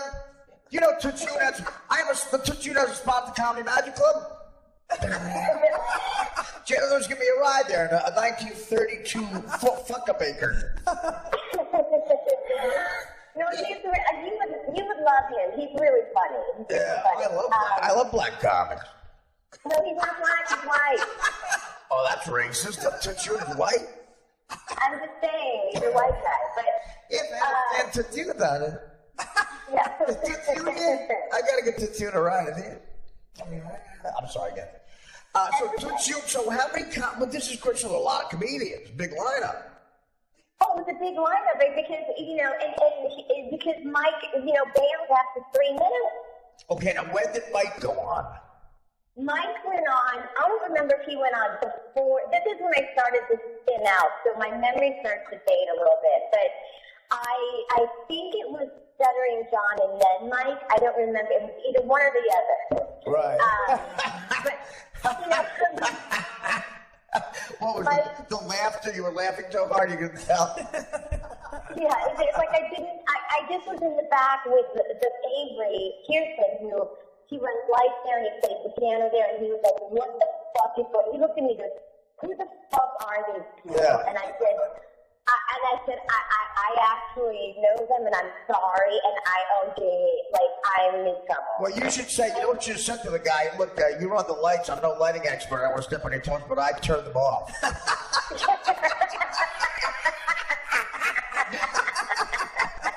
And Machete only did 3 minutes. And actually, here's the kind of guy, Machete. And I once said, Mike, have you ever done 45 minutes? And he said, yeah.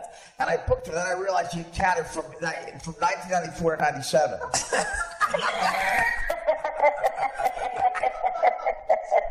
What's that Woody Allen joke just now from Take the Money? He goes, my parents only beat me once. They began beating me July 3rd, 1938. Oh, I mean, it was terrible. He did 3 or 4 minutes, and then he said, all right, thank you, and then left. Try that, yeah, but try having a headline after that, and a Philadelphia crowd, people chanting Eagles, calling him a fat fag. And I go on, I'm trying to, fucking just, I would blow the guy. I'll blow the guy in the front row. Just shut up. My father's listening in heaven, that's a lie. So now is Tootsie running around going, fucking Tootsie doesn't do. You know Tootsie has to go to the Gap to pick up his girlfriend? Tootsie's girlfriend is holding sweaters at the Gap right now. And they only hire hot. I go to my Tootsie's girlfriend's a French Eagle. They only hire hot chicks. Yeah, I just get Tootsie. I got the theater making outside. If they come, I got the Comedy Magic Company. Yeah, Mavis can't make it. Yeah, I haven't seen Mavis since 1978. She went in the bathroom. That's unbelievable. So big names like Greg Yoon and there are 40,000 comedians. When I started, it seemed like it was just me and Carrot Top and the amazing job. No, there's a million, billion, trillion comedians now. Oh, yeah. Like if someone told me, Art, that you bumped for Nick Yoon, that we have a goddamn ride on here. Like how many Twitter followers does Nick Yoon have? No, it's Nick Soon, Thune. Soon, like too soon? Like Bob Levy? Bob Levy came too soon? No, I think he's anyway. Is he Asian? Is he Asian? No, he's a white guy. So how do you spell it? Thune. And it's pronounced Soon? No, Thune. No, Soon. Oh, okay. I'm sorry. Well, yours was funnier. That's why. Okay, I'm sorry. Thune. Now that makes sense. Okay. All right. Now how can I Google him? I don't follow him on Twitter. Okay, he's on Twitter under his name, I believe. Is he at the real Nick Soon? It might be the real, or it might be just Nick Soon. I don't know. No one stole that domain name? Yeah. That's funny. Okay. I know that inside joke. Okay. You do? What inside joke? About me? No. Oh, I'm sorry. Oh, you're talking about? She's talking about me. What I did to the Sklar brother. Well, what'd you do? I took the Sklar brother. To the Sklar brother. I stole all their domain names back in the 90s. You know you're hated in comedy. I only saw Chuck Sklar, the writer, raise his voice above like a rabbi reading the Torah once. And it was when people would mistake him for being the third Sklar. I just felt bad for him. That's amazing. He got mad. What'd you do to the Sklar, brother? The Mel Brookses of St. Louis. The worst. Anyway, go ahead. I'm sorry. So Nick Soon. Nick Soon, and then Bichetti, and then John Melendez, who was just. You're talking about that's Murderers Row?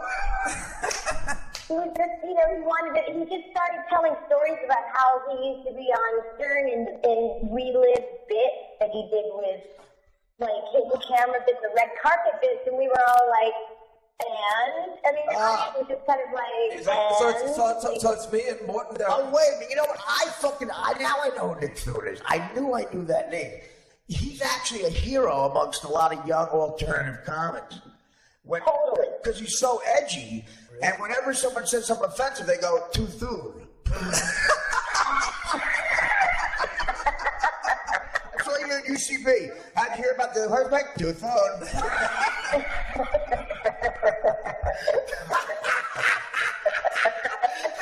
He sounds like an asshole. That's hilarious. Are you dating him, Sharon Soon? No. He's married. He's married and has a child. That's here in LA, baby. Break that up. Yeah. Well, I'm not a home wrecker. When two comics get married, do you get half their followers? I wonder. I don't think he married a comic. I think he married a normal person. Well, he probably, listen, he's probably so, he's want to have somebody out fighting him at the breakfast table. I hate that too. That's why I have Dan here. So when do you realize you're in trouble? So you start to apologize. What do you think they're going to do? Not give you spots? They wouldn't do that. Oh, yeah, totally. Yeah, I mean, I don't think that would happen either, but I literally, I think it was after Gino's act that I went out to the bar, and I said, and I felt terrible because Gino's very nice, but I went out to, Yeah, he's very nice. I was like, Jamie, I'm sorry. And Jamie goes, don't worry about it. You know, the club's going to shut down, and we're going out of business after tonight anyway, so it's no big deal. And I went, are you serious? He goes, no, it's okay. I was like, Yeah. He's very charming. well, I am very charming. Well, you know. Yeah. It was just really, I was mortified. But the worst part of the night was, what's her name again? It's like I believe, Stacey. Oh my God. Stacey Gacy. Oh my God. There was no material. Really? Oh my God. Really? What are you talking about? Her act? Well, she just, you know, Just about her shirt. About... She dresses very provocative. Really? I never saw Stacey's act, actually. Exactly. Have you seen it? No, I don't think I haven't seen it. No, what's that? But she seems very funny. What? Well, I mean, excuse me. It was basically. I'm pretending I don't think so. Well, I feel like she was trying to fit into a mold that she thinks that shock jock, fans of shock jock comedians or whatever. I don't know what the fuck. But Shock. What did she introduce a lover boy sort? yeah, she was talking about fingering herself and all this really kind of blue material, but it's fine to be blue, but at least have like a joke written about, have a joke, write a fucking joke, No, I know. You gotta have a joke if you're gonna be blue. I mean, I always say, are you ready? Knock, knock. Who's there? Nigger. I'm working on the punchline.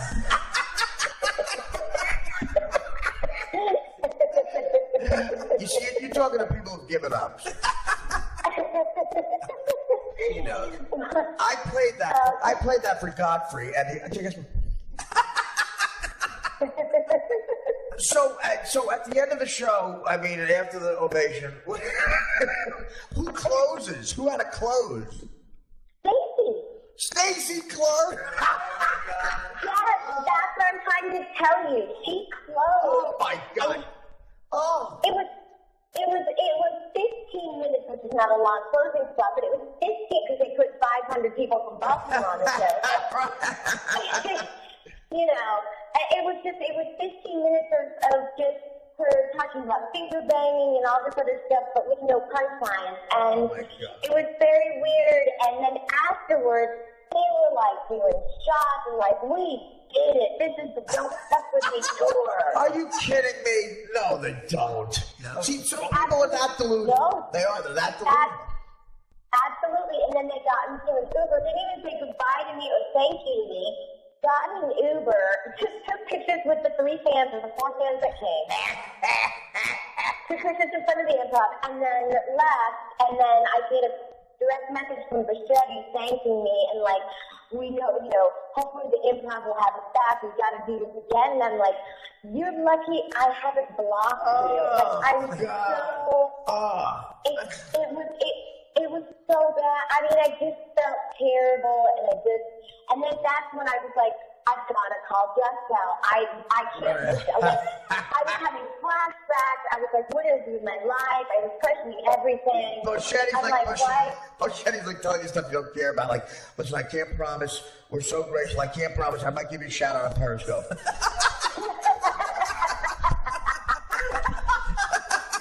Where's Frendo Corleone when you need him? Stacey plus me close.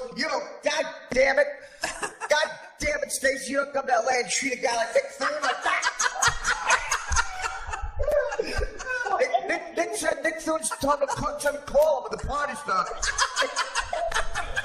Well, if you go to their Twitter feed and it's a pain in the ass. You have a producer do it, but go back to the Twitter feed that day. Dan, get on it. Go back to that date and look at all of their tweets about, like, just headline the Improv, and it was great. What a great night. I'm like, it was a terrible night. There was no one there. We were panicking because Stuttering John didn't even have the respect to show up on time for his fucking spot. Unbelievable. Hammered. There's a new way to spell comedy, Pressman. Did you hear she said Stuttering Joe was hammered? Was it open bar? No. How'd he get hammered? He showed up wasted. Really? He showed up like he smelled of beer and like it was just, and he was just gross. And I just was like, God damn it! Yeah. Stop. Fuck. Well, he smelled like that because he just came from a Guess My Nationality contest. At a bowling alley. Well, if that were the case, he would have smelled like beans and bananas too, and he didn't. Nice. You know what I mean? Like it was just. He smelled more Danish than Puerto Rican in that particular evening. Listen, Sharon, I get a voicemail mark. Sharon, this is Jamie at the Improv. We heard the podcast.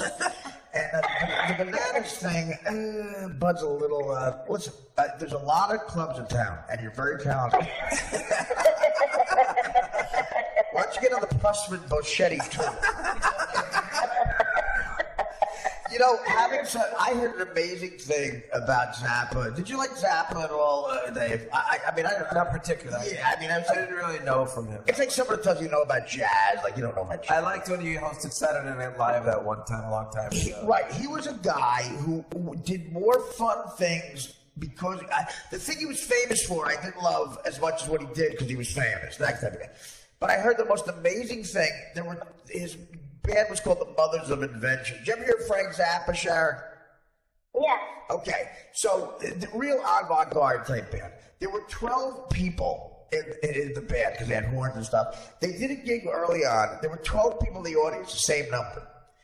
At the end of the show, this boggles my mind. Like, maybe I'm wrong here. You might think I'm being too deep, but I think this has layers of why it's hilarious and interesting. Like, I've lost sleep over it. At the end of the show, the saxophone guy goes up to one of the people in the audience and says, you go on stage, you play the sax. The guy gets on stage, the sax player takes that guy's seat, the guy goes up and starts playing the sax. Slowly, the trumpet player goes to the guy next to him, goes, you go on stage. By the end of the show, the 12 people in the audience were on stage playing, and all the Mothers of Invention, the whole band was watching them play. That's amazing. So it's like they were watching the band that came to sing.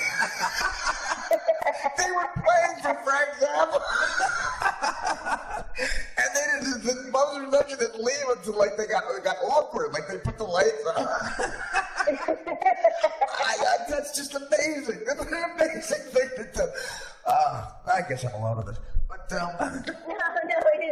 it is amazing. I'm going to tweet Nick Thune that story. He's going to love it. 140 characters. So what do you do? I mean, listen. Mike is a hard guy to block. You know, he's a good guy. You know, well looks I like. love him. I love Pachetti. But the show you're describing, I know you. First of all, when anybody bombs, it's awkward. But like you're saying, we're busting balls. I'm sure Thune is a great guy. Like when good comics don't know how to handle it, what do you do? Like it proves comedy. There can be a bombable situation no matter who you are at any time. And that's just depressing to me. Like Dave is right. How come there's not a regular crowd at the Improv? That's the part I cannot figure out for the life of me. On a Friday and Saturday, a comedy club doesn't need any help unless they have like a headline. So the Warren Commission said there was one shot. No, but Well, here's the difference in LA. Sometimes you will go to a weekend go to comedy club and it's not busy, and that's because the weeknight shows are way more packed, especially at the Improv. During the week, all the shows are sold out. Oh, okay. Really? That's odd. Yeah. Completely different here, right? Yeah, absolutely. That's weird. But then on the weekends, it's kind of like sometimes the earlier shows can be light. That being said, Right. the show that went after us sold out. No kidding. Like what Yeah, you the do with 10 o'clock show was packed. And who was on that show? Elvis Presley. You know, people. That was the Pressman tour followed the Springsteen tour. I mean, it was like, it was a good show. It was a good lineup, but you know, I wanted to stay and have a drink, but I was like, I've got to get the fuck out of here. And then I went to my car and I called Just Out, and God bless you, Faith, for being there for me, because We don't really even talk that much. I mean, we and her, we maybe talk on the phone once or twice a year. Well, the last time she talked to you was 9/11. She called you. She only calls me when there's a real emergency. Dave, turn on the TV. You know what you won't see, Stacey Prosper?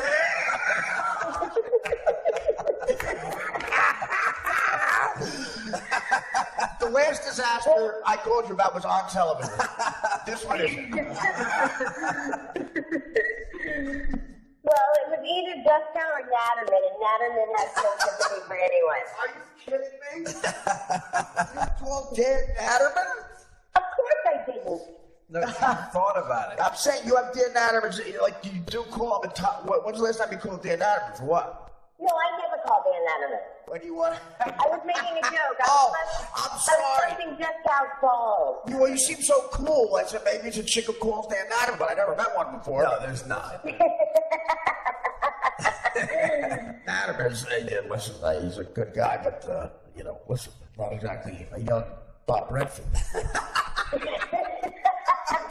Now, did you hear all of comedy? He's talking about this. Margaret Cho had a breakdown on stage. She wears like a pair of overalls. She looks like someone out of a John Steinbeck novel. If all the Dust Bowl people were all Asian, that's what she looks like. And she was on stage. They think she was drugged up when she was leaning on the wall for comfort, and she couldn't speak. She was incoherent. Wow. I was there that night. I didn't. You saw her? No, I was there at I was at the Stress Factory. I just missed her. What, do you hang out there? Sometimes. Wait, was this recently? Yeah, it was last Saturday. Holy shit. Dave is one part of Four Cops. You reenact Greg Giraldo's death. I know. Oh my God. None of the other comics will hang around. And I'm from there. I can't help it. I can't ever leave. New Brunswick? My niece goes to Rutgers, so I'm there a lot. Jesus Christ. Well, I got her job at the Stress Factory, and then after 2 days, when she found out she had to work 8 hours, she never came back. Didn't even pick up her check. These millennials got to be stopped. When you found out half of the cast of Guy Code banger.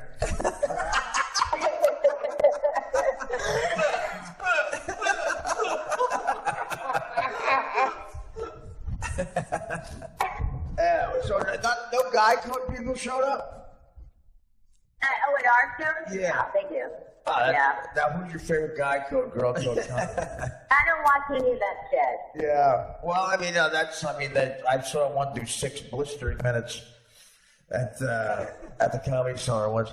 They go on tour. None of them have longer than 6 minutes. So like 400 of them have to go on tour.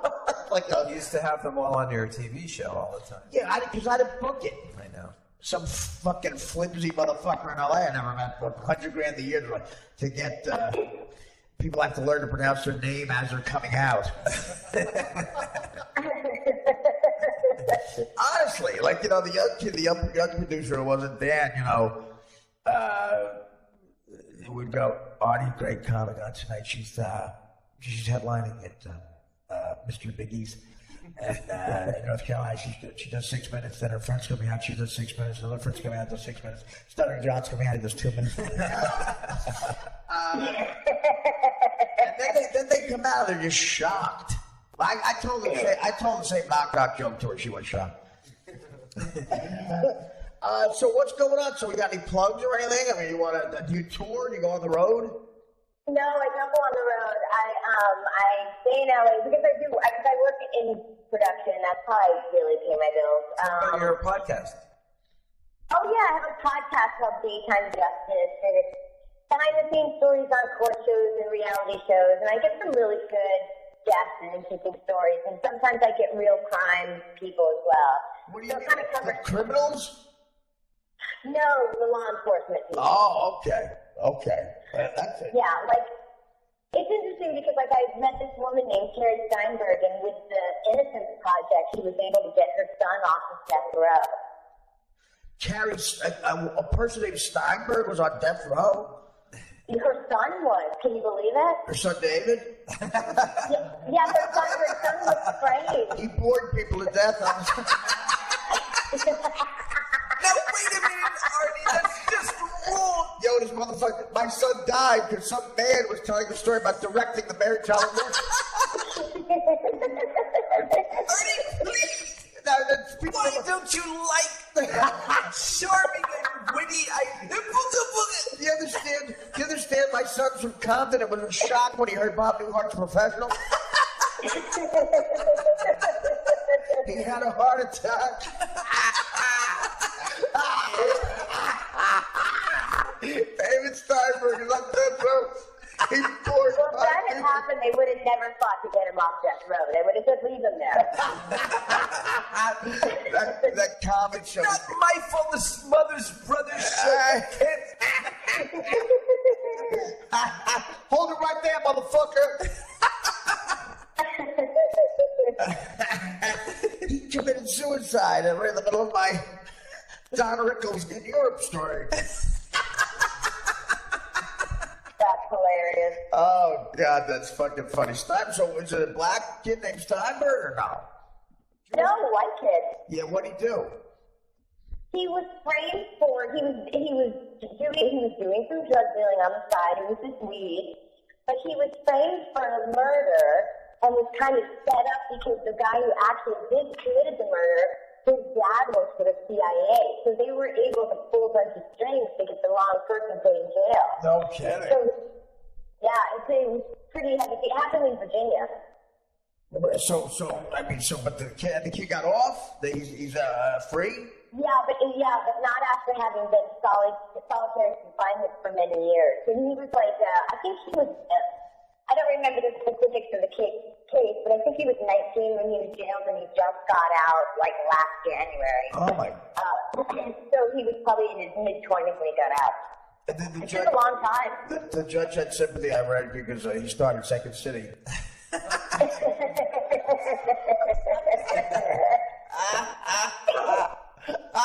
That's hilarious.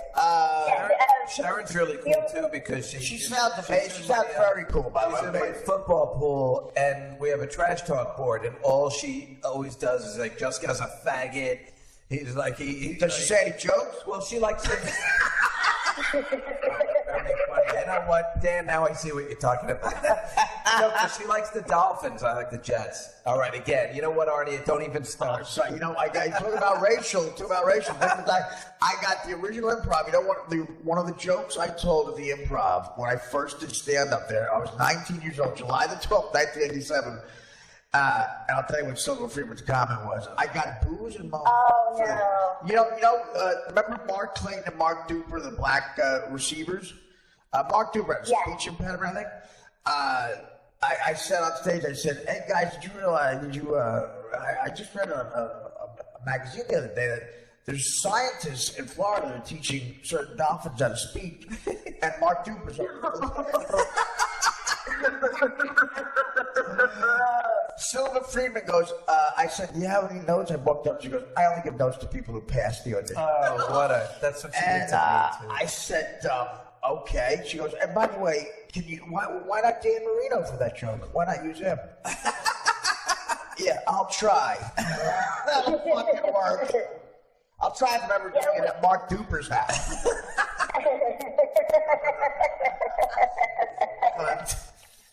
Is she still alive? Yeah, she is, but Yes, barely, yes. barely. Real upgrade. I hope she's in pain. Unfortunately, do too. But Freeman, is the Bud still around? Do you know him at all? Sharon, do you know him? Yeah. I've met him a few times. I know his daughter Zoe. Yeah, Zoe's very nice. We all like Zoe. We all like Zoe, absolutely. I've worked with her on a bunch of different things. Yeah, you know what the funny, Zoe, back in the very early 90s when I'd never been to California, she got me on the improv, the Santa Monica one, and I talked to Bud, And he goes, "Are you the man my daughter says is funny?" Yes, sir. That's great. You don't look Mexican. Easy, Señor. Anything you want. God, sit down. I've got a great Paul Rodriguez anecdote. You look like the kind of guy who's dying to hear about how I first met Billy Crystal.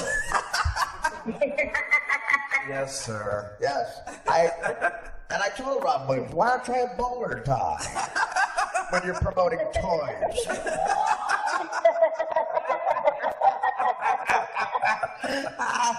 Robin was very free associating. Very. I know all the biggies. Bruce Springsteen, I met. He wears jeans a lot. You'd like him. Where's that drink? Where is Sharon? Where is Sharon? Sharon told me about a great comic named Gino Bisconti. And of course, there's a Nick Thune. To Thune. Right, okay.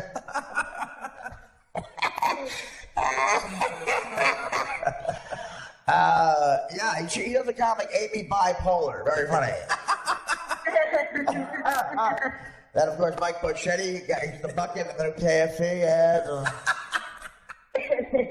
Well, he made me introduce. He made me introduce him as the star of the Pepsi commercial.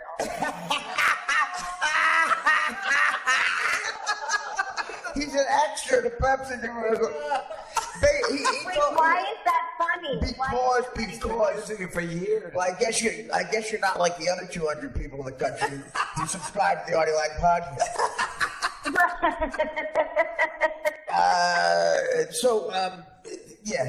Well, he came on the podcast once with Stacey Pressman, and he goes, Artie, I'm involved with something in showbiz I can't even tell you about. He wouldn't tell us. It was a secret. He just shot the commercial.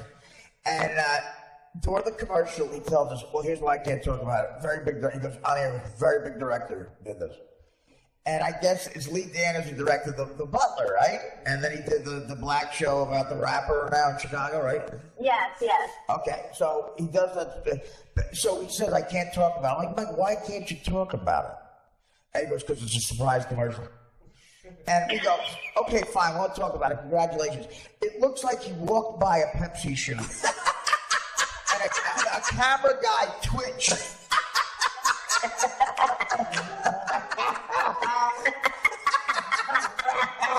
My mother is in the commercial just as much.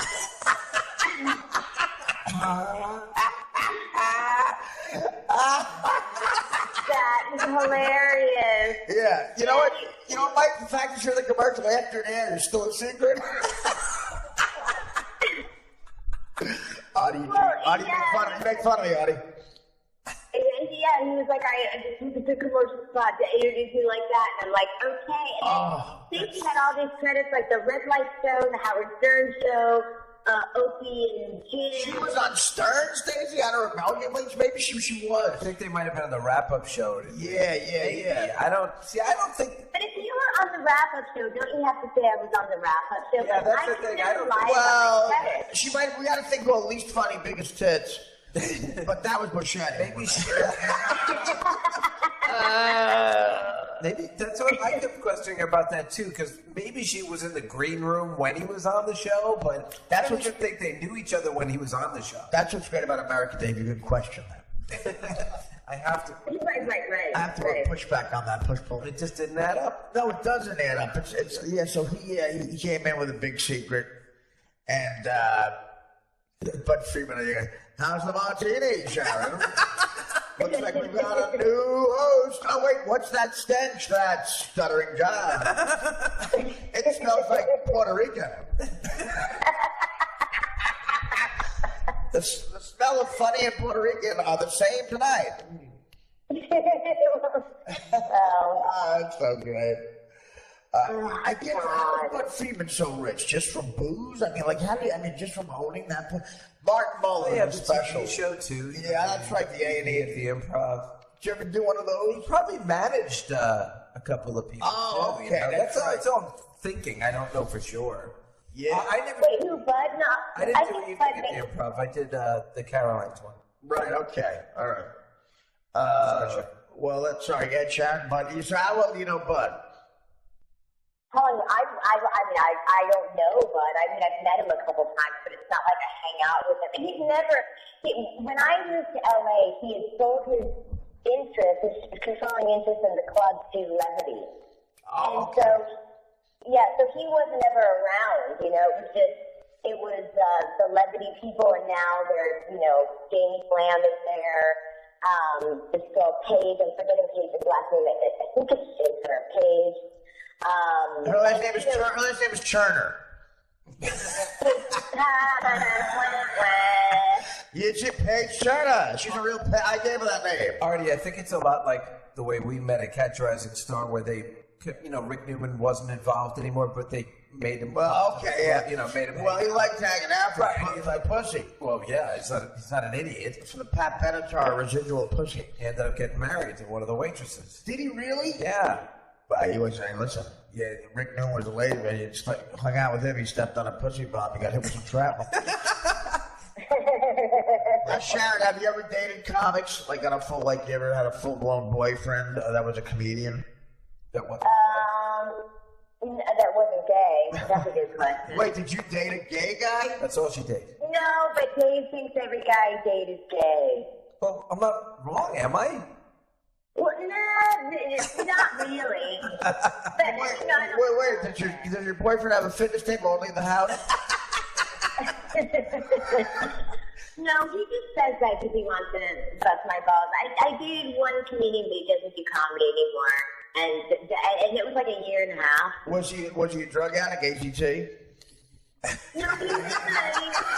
That's funny. What happened? No. What happened? He wouldn't get a job, so I had to break up with him. Yeah, plus didn't you also break up with him because he was a Chargers fan? No, that was a different guy. He wasn't a comedian. Did you also break up with him because he was George Wallace's bottom?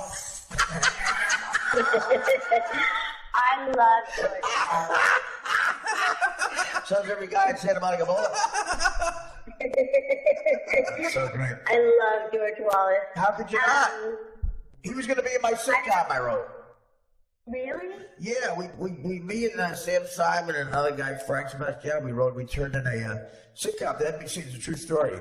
And they said, there's no diversity. Where are the gay characters? Where are the black characters? So we literally wrote a character. We had a black gay guy living next door. We wanted to and his name was Gainiger. We spelled it Ganeegg. We really turned that in. And we said casting George Wallace. And we never heard back. They gave Gummo Thunisher.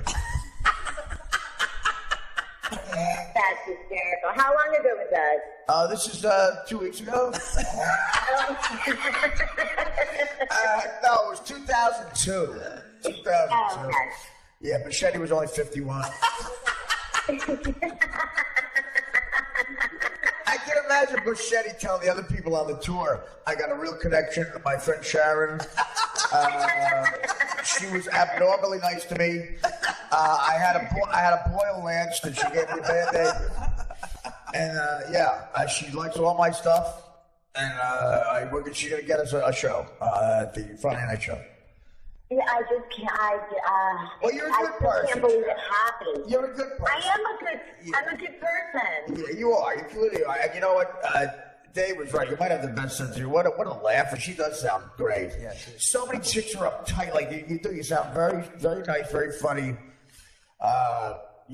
I wish you luck. I mean, you got to lay off the gay guys. Well, yeah, that's definitely happening. I'm just, I'm working. I'm trying to figure out what I did with my life, and that's really my focus. So I'm trying to stay away from gay guys before they come out of the closet. Data Wade is not a gay. At this point, your parents are alive. Where are you from? Where'd you grow up? Miami. Oh, Miami. There you go. Well, good. That's where all Cubans are from. Gay guy heaven.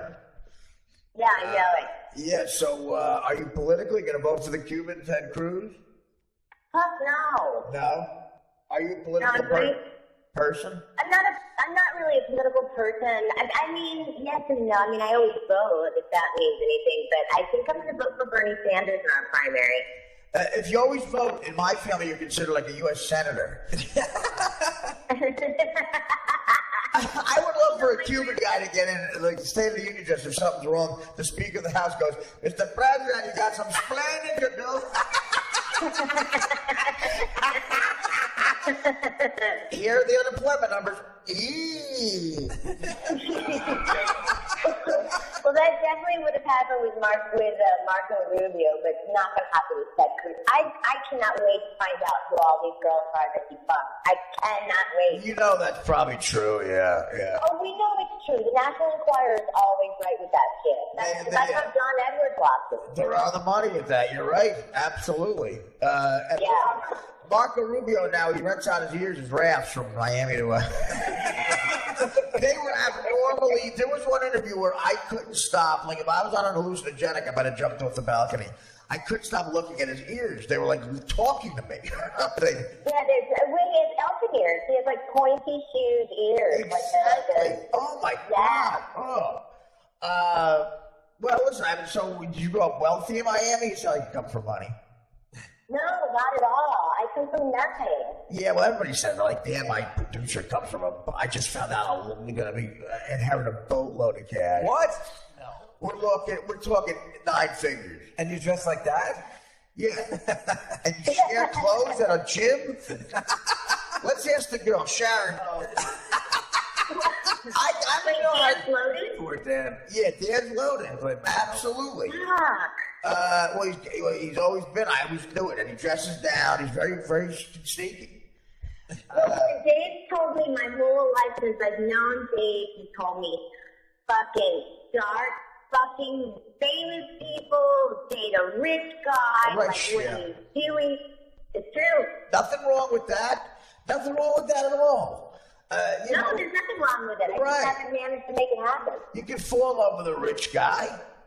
My father used to tell my sister, if a black guy's rich, then it's fine.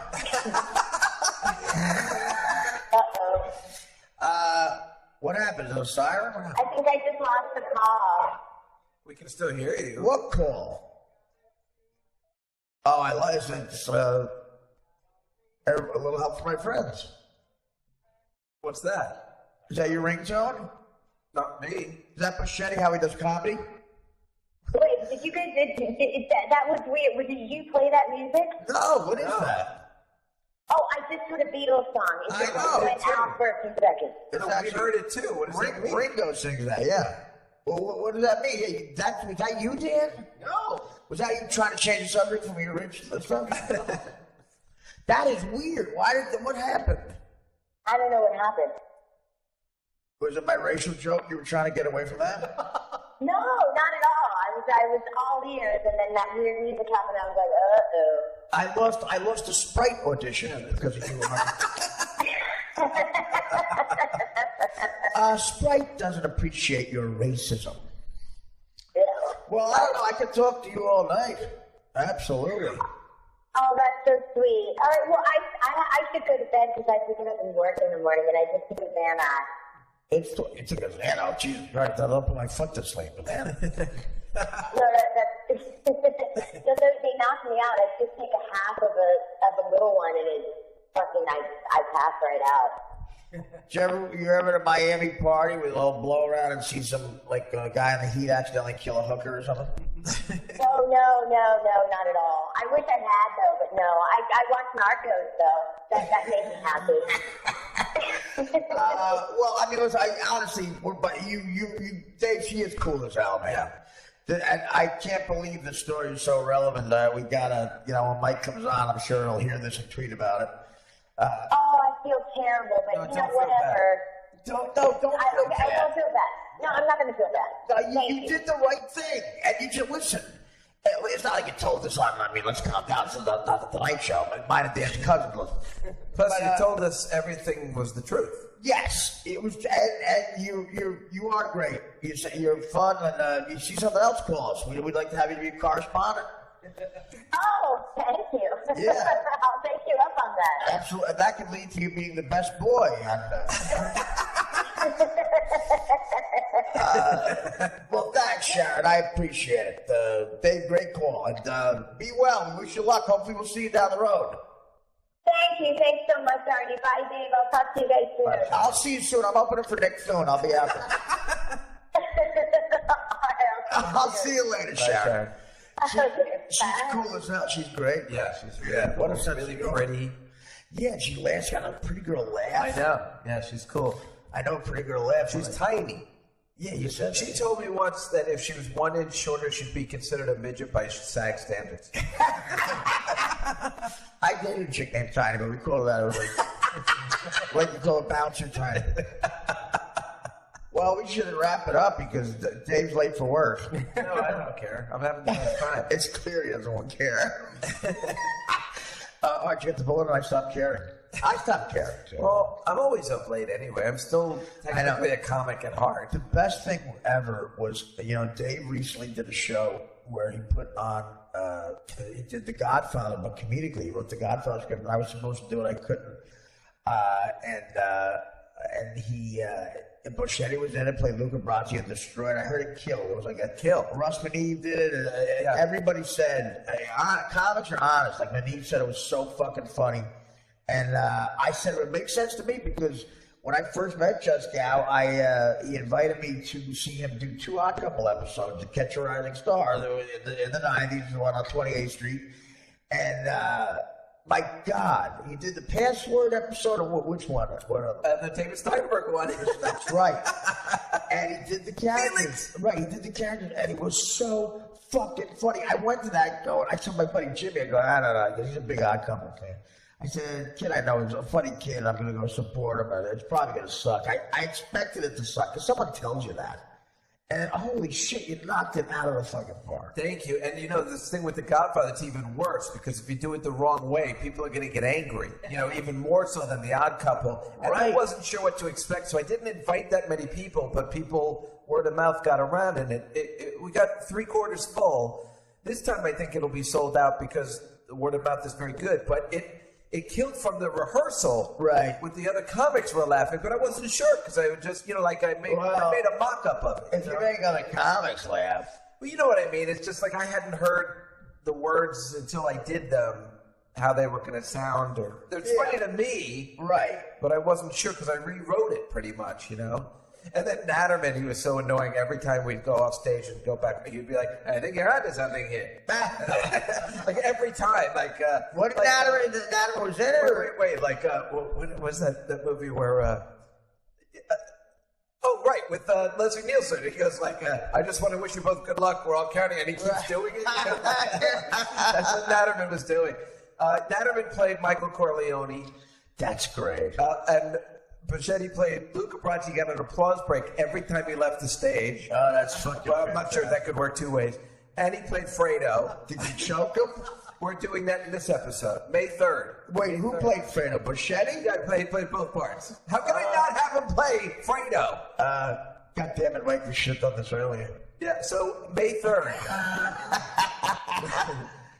Oh, that's great. May 3rd is the next one. Where? We'll do it at the Village Underground. Oh, okay, I gotta come to Yeah, that. we're doing, you want to open the show, just do some comedy? You don't have, okay, forget it. Well, it's good to have some. We know it's good to have some comedy that night. Sure, yeah. I had a tell open the show this time, and it was so funny. I don't think he expected anybody to be there, and I just don't think he was prepared. Dave is going for an obscure artist version of The Godfather. But it was fun. I opened up the show, and then Dave came on, and then we just did everything. And I do a very good Jack Waltz. Oh, that's great. It's I just got it right. My Kraut McFriend. Are you listening to me, my Kraut McFriend? That's great. I'll make so much.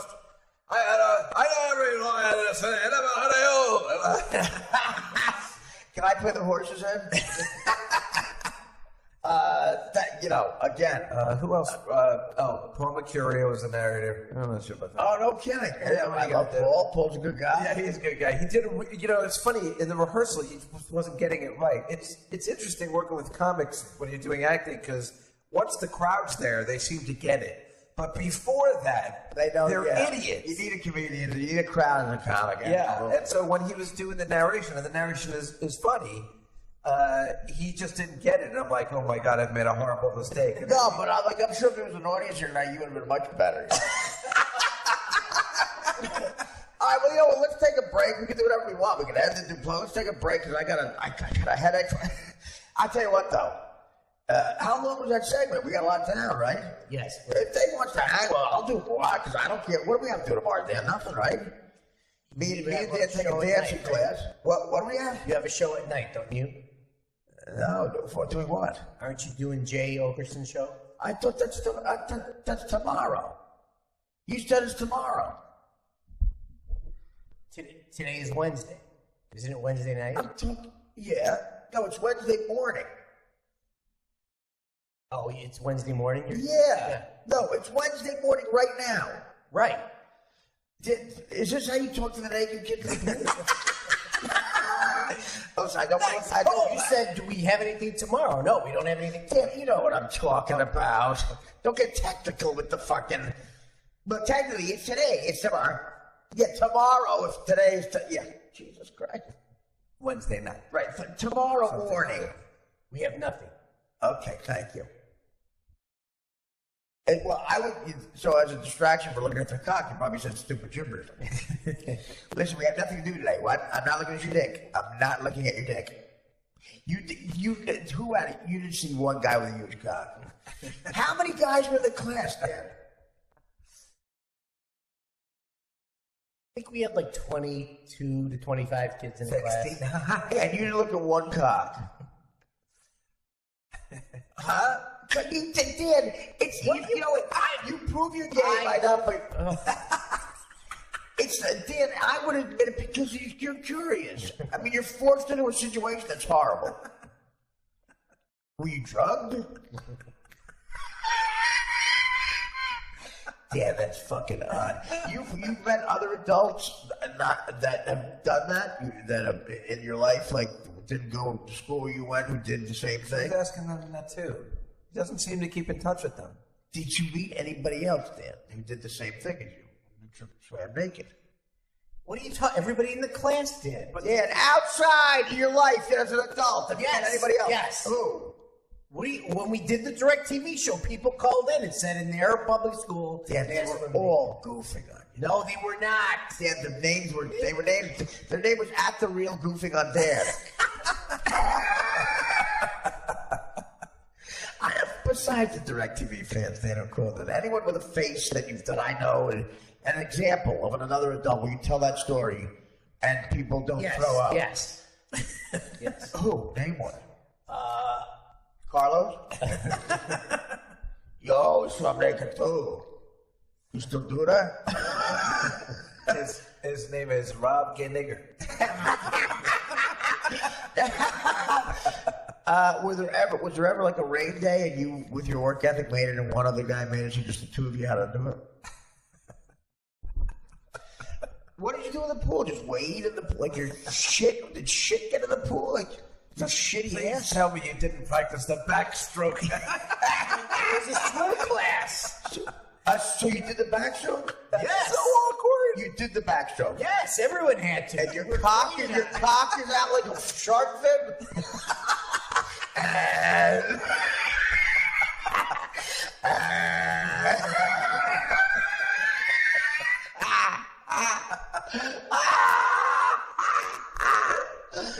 You know, Dan Fernando, swallow your hole. This guy Dan Fernando's not gonna stop. He's a big fan.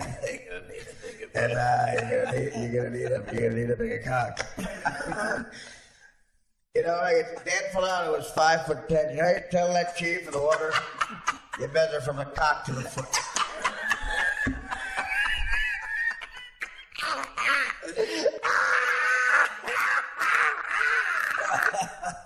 It's Dan Fernando. He's a bad fish. He'll swallow you. I believe he comes early. Little chewing, little tenderizing. Down Levy's cock goes. And before you know it, there's that high pitch screaming, and then the ocean turns into egg drop soup. Turns into that white cum. Oh, that's the funniest thing ever. Your cock was out. Did you have a hard on? No. Was the teacher naked? That's a good question, actually. Yeah. If the teacher had to come in, was he naked too? No. For safety reasons, we need to see your dick during the backstroke. So here's the Latin inches. Latin inches magazine. Artie, did you have a pool at your school? Because we didn't have one. No, we just went to a rich guy school. Yeah. We had one. It was an above ground pool. We had the above ground pool. I hurt myself getting in.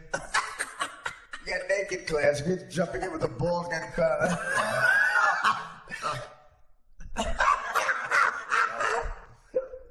I want to have the only above ground pool in LA. I almost got. Did you dives? Yeah, we had to dive. Is that difficult on your balls? Yes. Oh my It was. God. Oh my God, that is and you never accidentally hug the guy or No. something happened. Hey, good swim, man. Hey, great bird. Yeah, that was a great clap. Great bird. I'm gonna put somebody else's clothes on. Did you ever I can't even. It's unbelievable. Did you ever forget to put your clothes on? Don't go into class. Mr. Falato. One time is believable, baby. It's the third time you've been naked. I'm sorry. I just came from the script. I've got to talk to Mr. Sandusky. One time. I've got to talk to Professor Gacy.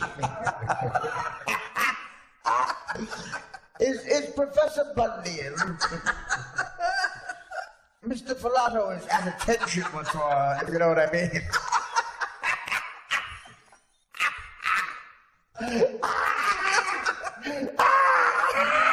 Dan, once again, if you're really gay, this is bad for me and Dave doing this. But we're just being guys. Don't come out and do retroactive shit like Mike did. The time you guys talked about my cock, it was horrifying. Well, again, if we told you that you wouldn't bust our balls, you would. Come on, you would. You bust chops about everything. What? Did I say anything? You seem mad. I'm not mad. You are mad. You got mad at him for bringing food. Not bringing. What about your balls? Would they rest like a float or something? Like what do they look like when you're doing the backstroke? That's gotta be tough. Did you ever? Weren't you curious or scared that the guys didn't fully clean their ass? Like after they shit, kids never Think about it, then. 15-year-olds never clean. There must have been shit particles. They all pee in the pool too. It's gross. And they shit in the pool. That's why I won't go to public pools anymore. Guys are the worst. After I saw Grown Ups, or was that Grown Ups 2 where they show everybody peeing?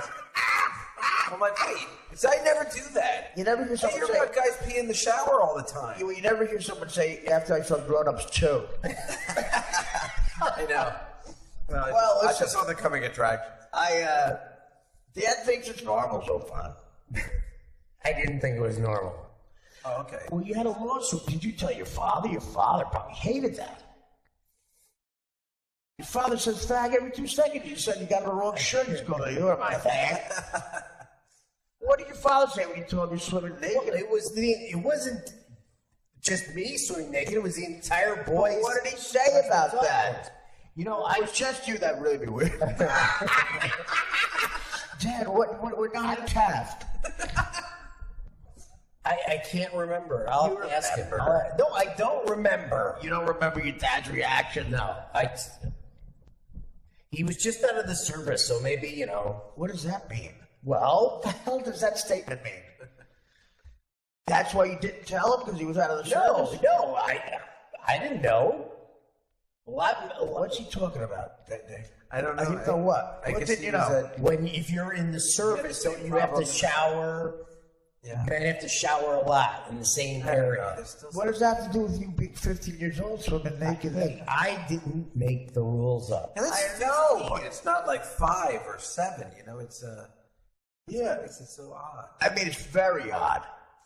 Like you dreamed it. But you said that wasn't a rich boys' school. No, it was a public high school. Because that's what I'm saying, Artie. All It the wasn't schools I even- went to never had any pools. No. I think Dad dreamed this. Is this like your version of Shangri-La? Shawshank. Well, who was your best friend's name? What was your best friend's name? In school? In that class. I don't think Paul Koziak. That was my.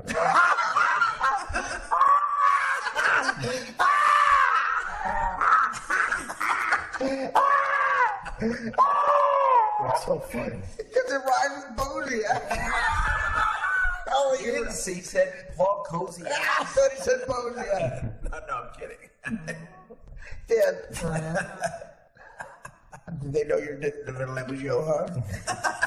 No. Would you see him like you were naked and hung up Bozak? Hey, Boz, what happened this weekend? I was just my couch. Sorry, Boz. Hey, Boz, your cock looks like it. Man, what happened to your cock this weekend, Boz? Would you talk about each other's cocks? No. It's sort of the elephant in the room. No.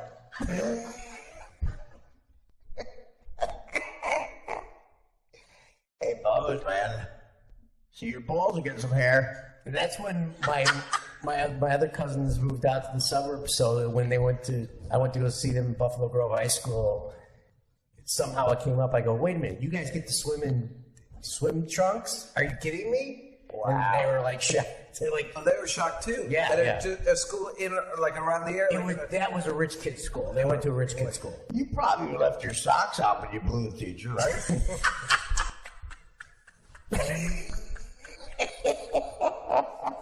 He's gonna get it out of you sooner or later. No, I don't want to hear the shit about you're not telling us. I got burned by that once. If you come in with a Brian McKnight song, download it. No, that's so funny.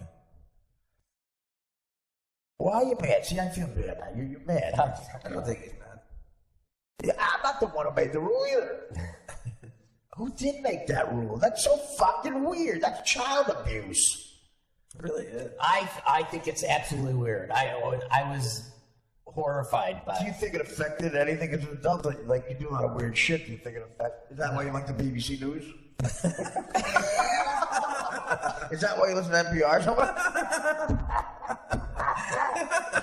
I don't know. I just, dude, you got a lawsuit because you could claim that's why you like Rick Steves. Do you realize my husband sweats around Rick Steves because he makes bargains? And the other thing about Dan is he didn't think Rick Steves was gay. He had no idea why people thought he was gay. He's got a wife. He's what? What does that mean? Actually, just got divorced and he's getting, I think, remarried. Oh, yeah? Guy. No. I'm getting remarried in Burgundy. In Burgundy and Barcelona. I'm getting married in Brussels.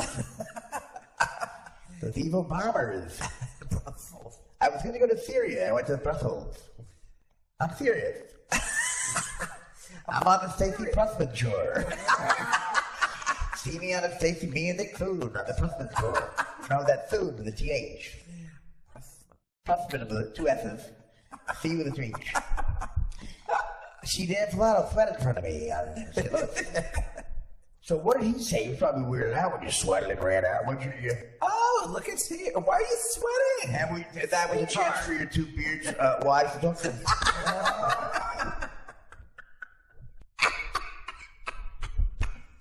Oh, honey, don't be afraid of me. How do you do it? Well, listen, it's a lot of pretending. You don't think he's gay, Rick Steve?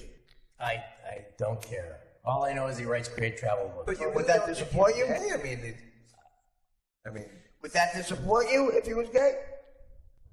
No, why would I care? If you're gay, you're gay. What do I- You do. You could. If you're gay, clearly, you get very mad.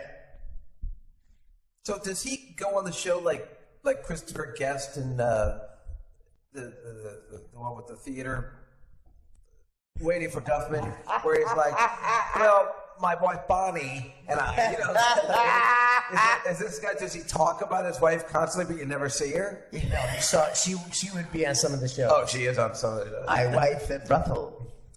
Well, Bonnie and I. My wife won Best in Show. Wrong movie.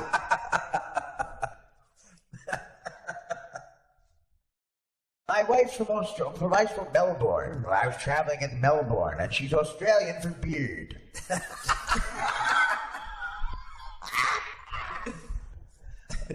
No, listen. See, you get mad. Like, if someone called me gay, I know I'm not gay, I won't be mad at all. I'm not mad. You screamed out and stop it to that. It was before. He's over it. Now he knows it's an elaborate gag. Do you have that sound clip where you're yelling out, I'm not a fag? Well, that's the problem, is that he's your producer, otherwise you would play that constantly. The other thing Dan said is that he's manlier than Bob Levy. The fact that I thought he was you got insulted, man. Come on. That's an insult. That's a compliment to you that you're more sophisticated. Why am I less manly? Because I don't call chicks dames. Well, the Margaret Cho news is probably what really got me down. I can understand. Look at her. Look at her. She looks like a fucking one of the guys in what's the name of that group with the fat guy who got his stomach stapled? The Blues Travelers. Oh yeah, right. She looks John like Popper? Yeah, John Popper. She looks like John Popper. What happened to her? Now, let's take a break. I gotta have it. Okay. Oh my God, she's. And again, I'm probably the only talk show host who has to ask this question. We're definitely taping the show. It's being taped. Okay. Hello. Are you?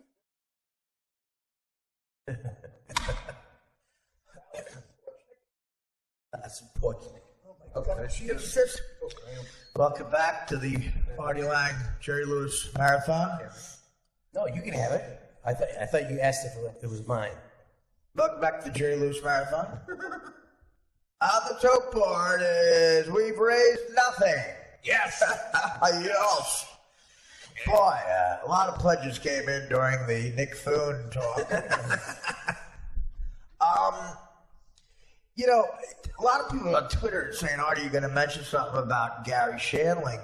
And I didn't know Gary Shandling. Dave, like I said, did. And Dave knew him in his golden years. He knew him when he was doing Larry Sanders Show, is when he hung out with him the most. And that's kind of like saying you knew Hemingway in Paris in the 20s. It really is. Yeah, It was a dream. And, you know, He actually came to see me do The Odd Couple in L.A. Did he really? Yeah. Where'd you do it there? We did it at the HBO Workspace at the time, with Sarah Silverman playing David Steinberg. That's hilarious.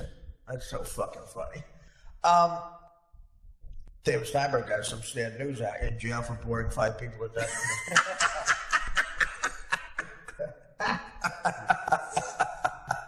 That's one of my favorite jokes I've ever said on the show. So, anyway, you know, again, Gary Shaw's a comic. I met him one time. I met him at the Improv. And I was with this girl I was dating who was younger, and she was from San Diego, and she was an assistant at a big management company. And she didn't really know who he was, and that aggravated the shit out of me. The Larry Sanders Show was still on at the time. It was then really in its stride. It was like 1996 this happened. You know, it was on 92 to 98 or whatever.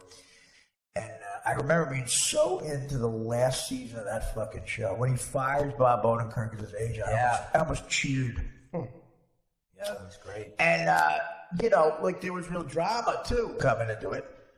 That chick who played his wife is she's from the movie, Mel Brooks, the Albert Brooks movie, Modern Romance. Oh, right. Yeah, she's in the Francine? Right. What's her name in real life, Dan?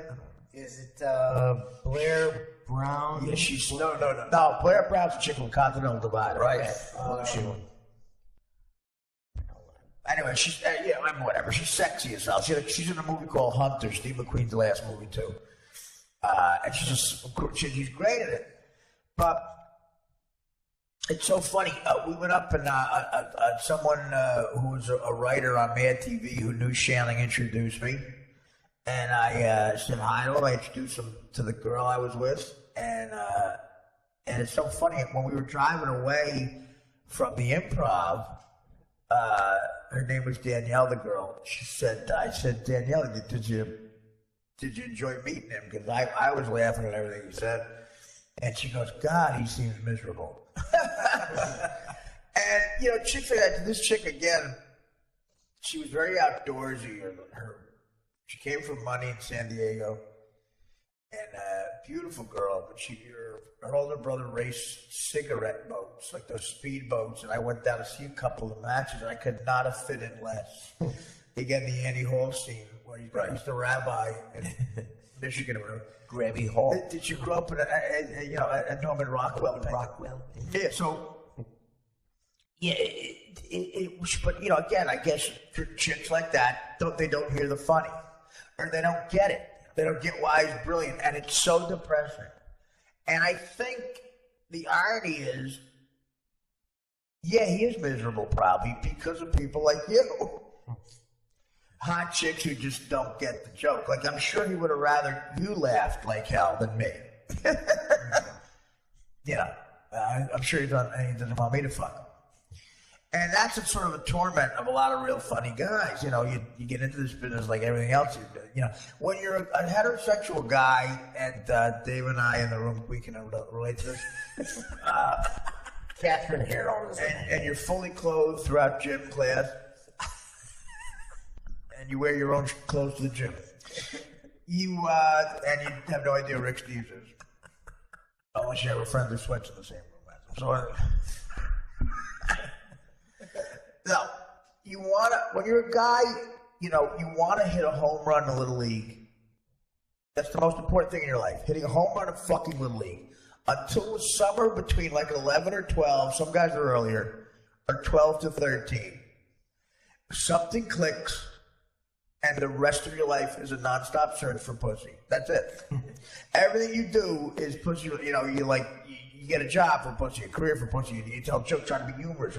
You lift fucking weights. You don't lift weights to get in a fucking football game. You lift weights to get in a football game to get pussy. And, you know, that's a lot of our torment. It is. Chris Farley was like that. And I knew Farley much better than Shanling, obviously, because I did a movie with him towards the end of his life, and I could see the chick thing did torment him. There's an amazing story. Farley was dating a young girl. Supposedly, this is a story I've heard secondhand, but people who would know. Farley was dating a young girl who worked for Lorne Michaels, a young, cute blonde, and he found out that she was cheating on him. And he didn't know who she was cheating on him with. He just knew it was sort of a rich guy. And everybody at the show knew, but they kept it from Farley. They didn't want to upset him. And it was Steve Martin. Oh, my God. Okay. So Adam Sandler and David Spade and Chris Rock all had an office adjacent to Lorne Michaels.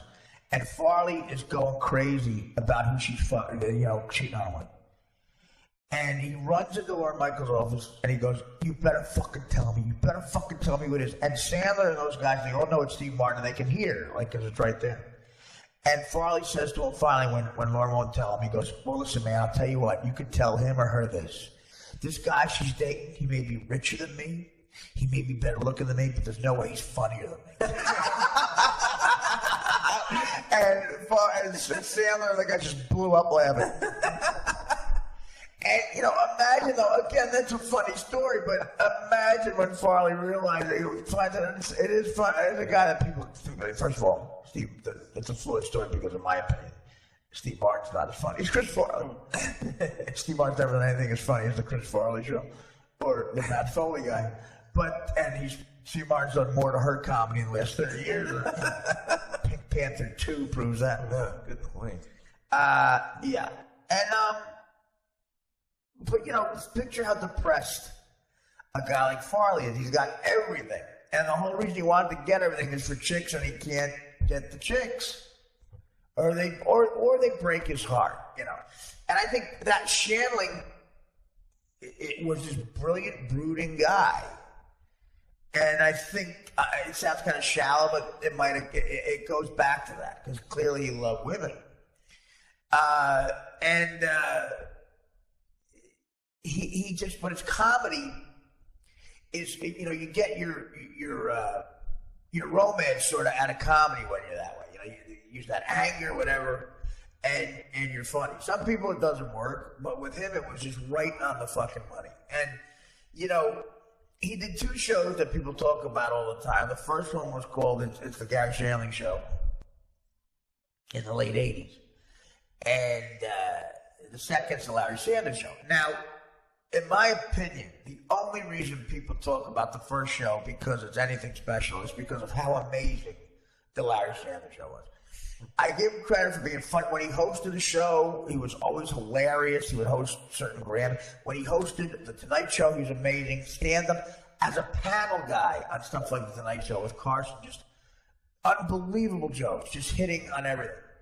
And, you know, but I was like, you know, I like that show. It's the Gary Shandling Show, blah, blah. But then, you know, when you're a comic, the rest of your career could suck, but if at least at some point you got to paint your masterpiece. Yep. Like Levon Helms got that great song that he did solo when he was dying. I think it's called I Want You to Be With Me When I Paint My Masterpiece. Talking about a chick, like he wants to date a chick he loves. He wants her to be around him the time he does that. And not when he's playing, you know, the shithole hall. Right. Doing up Cripples Creek for the 57th time. I Want You to Be With Me When I Paint My Masterpiece. And Larry Sanders' show was his masterpiece. He was a comic who did a lot of, I think, really good stuff and then did something special. And it wasn't that way out of show business. Like the kids I played softball with when that show was on the air, none of them watched it. They didn't even know, they didn't know what it was on. But if you're in show business, on any level, because I had only been, you know, what you call in the business, in my opinion, for a couple of years at that point. But the stuff with agents, the stuff with, you know, that goes on in the office, the Hank shit with the Hey Now and the dealing with the guests and Rip Torn as the director, just what an inspired fucking cast. You know, he wasn't their first choice, and they settled for him. He's perfect. Like the first time he reads lines, like, you know. You talking about Hank? Yeah, that's right. No, Hank and Rip Torn as Artie. Who was the first choice for Rip Torn? I don't know. I'm just saying, you know, Rip Torn probably wasn't, because he never is at that point, you know. They probably wanted somebody else. He was amazing. I mean, you know, again, Jeffrey Tambor, that's his masterpiece, too. He's done a lot of great stuff. You're absolutely right. And you know what you also think about is that's how you and I grew up on The Tonight Show, and that's how we believe Ed McMahon was. Right. You know, and that's how we believe possibly his producer, you know, that's what the way we wanted them to be in our heads. Yep. And that attitude that Gary Shandling has in that show is indicative of a lot of brilliant guys who were comics. Like, you know, Howard was sort of exactly like him in a lot of ways. And Howard loved the show. I remember how much he talked about it. But, yeah. And the Hey Now thing and all that stuff, he made that. There's a whole generation. Harry asked him to be in the show, and he did it. Right, he did the show. Howard doesn't do any of that. Exactly, he did the show. He went out there to be there, and I think it's like premises. He fucks or hits on his wife or something. No, he just he has him over, and he forgets to tell his wife, and then he's like angry that Howard Stern's in her house. Well, you know, there's a whole generation of people who think Howard invented the Hey Now. Yeah, isn't that funny? It's his tribute to it. And, you know, Shanley has, I think, keep me out of the loop. I want to be out of the loop. I don't care. That's what I put. That's the one episode I You're made. kidding me. I swear to God, that's so funny. No, we didn't even just talk about it. No, we didn't talk about it. I mean, listen, again, I think a lot of comics point to that. That's so weird. That's what I want to be. I tell Dan that. And Dan's very good at keeping me out of the loop. He talks to the manager. Dan's good at it. Plus, that episode, as I put in the article, is like a setup for what The Office would be or something. And this is 20 years earlier. Yeah, the behind this, and the brilliant idea of like going from videotape to film when they're not on the air, and then videotape when you're there, and the no flipping thing, and just subtle shit. And the way he dealt with musical guests, Warren Zevon did the show. I mean, for Warren Zevon probably did nothing. And for you and me being big fans of SCTV, they were like the first ones to kind of do that with a musical guest, right? You know, and kind of have them in part of the mission. Yes, and. You know, that's why it's great. I mean, even I was watching the one where he had the 8th anniversary special. Remember where he kept forgetting to go to the bathroom? And he's like, I'll go during Katie Lang's song. And so he's going to go. And then Katie Lang gives him this look. You better not be leaving, you know. And all those awkward moments. I'll tell you what. What about Elvis Costello? What they did with him? I never that was the Warren Zevon thing is great. The Warren Zevon thing, he wants to sing his new song. Oh, right. Obscure song, and Rip Torn's like, well, Gary loves Werewolves of London. I want to do my own thing. Well, why don't you just do Werewolves? And he's like, there you go. He leaves a fucking musician. I think just make sure he does Werewolves of London. I don't care. You know, he said they're goofing on Zevon to his face. Elvis Costello, all those guys, those brilliant guys, did the show.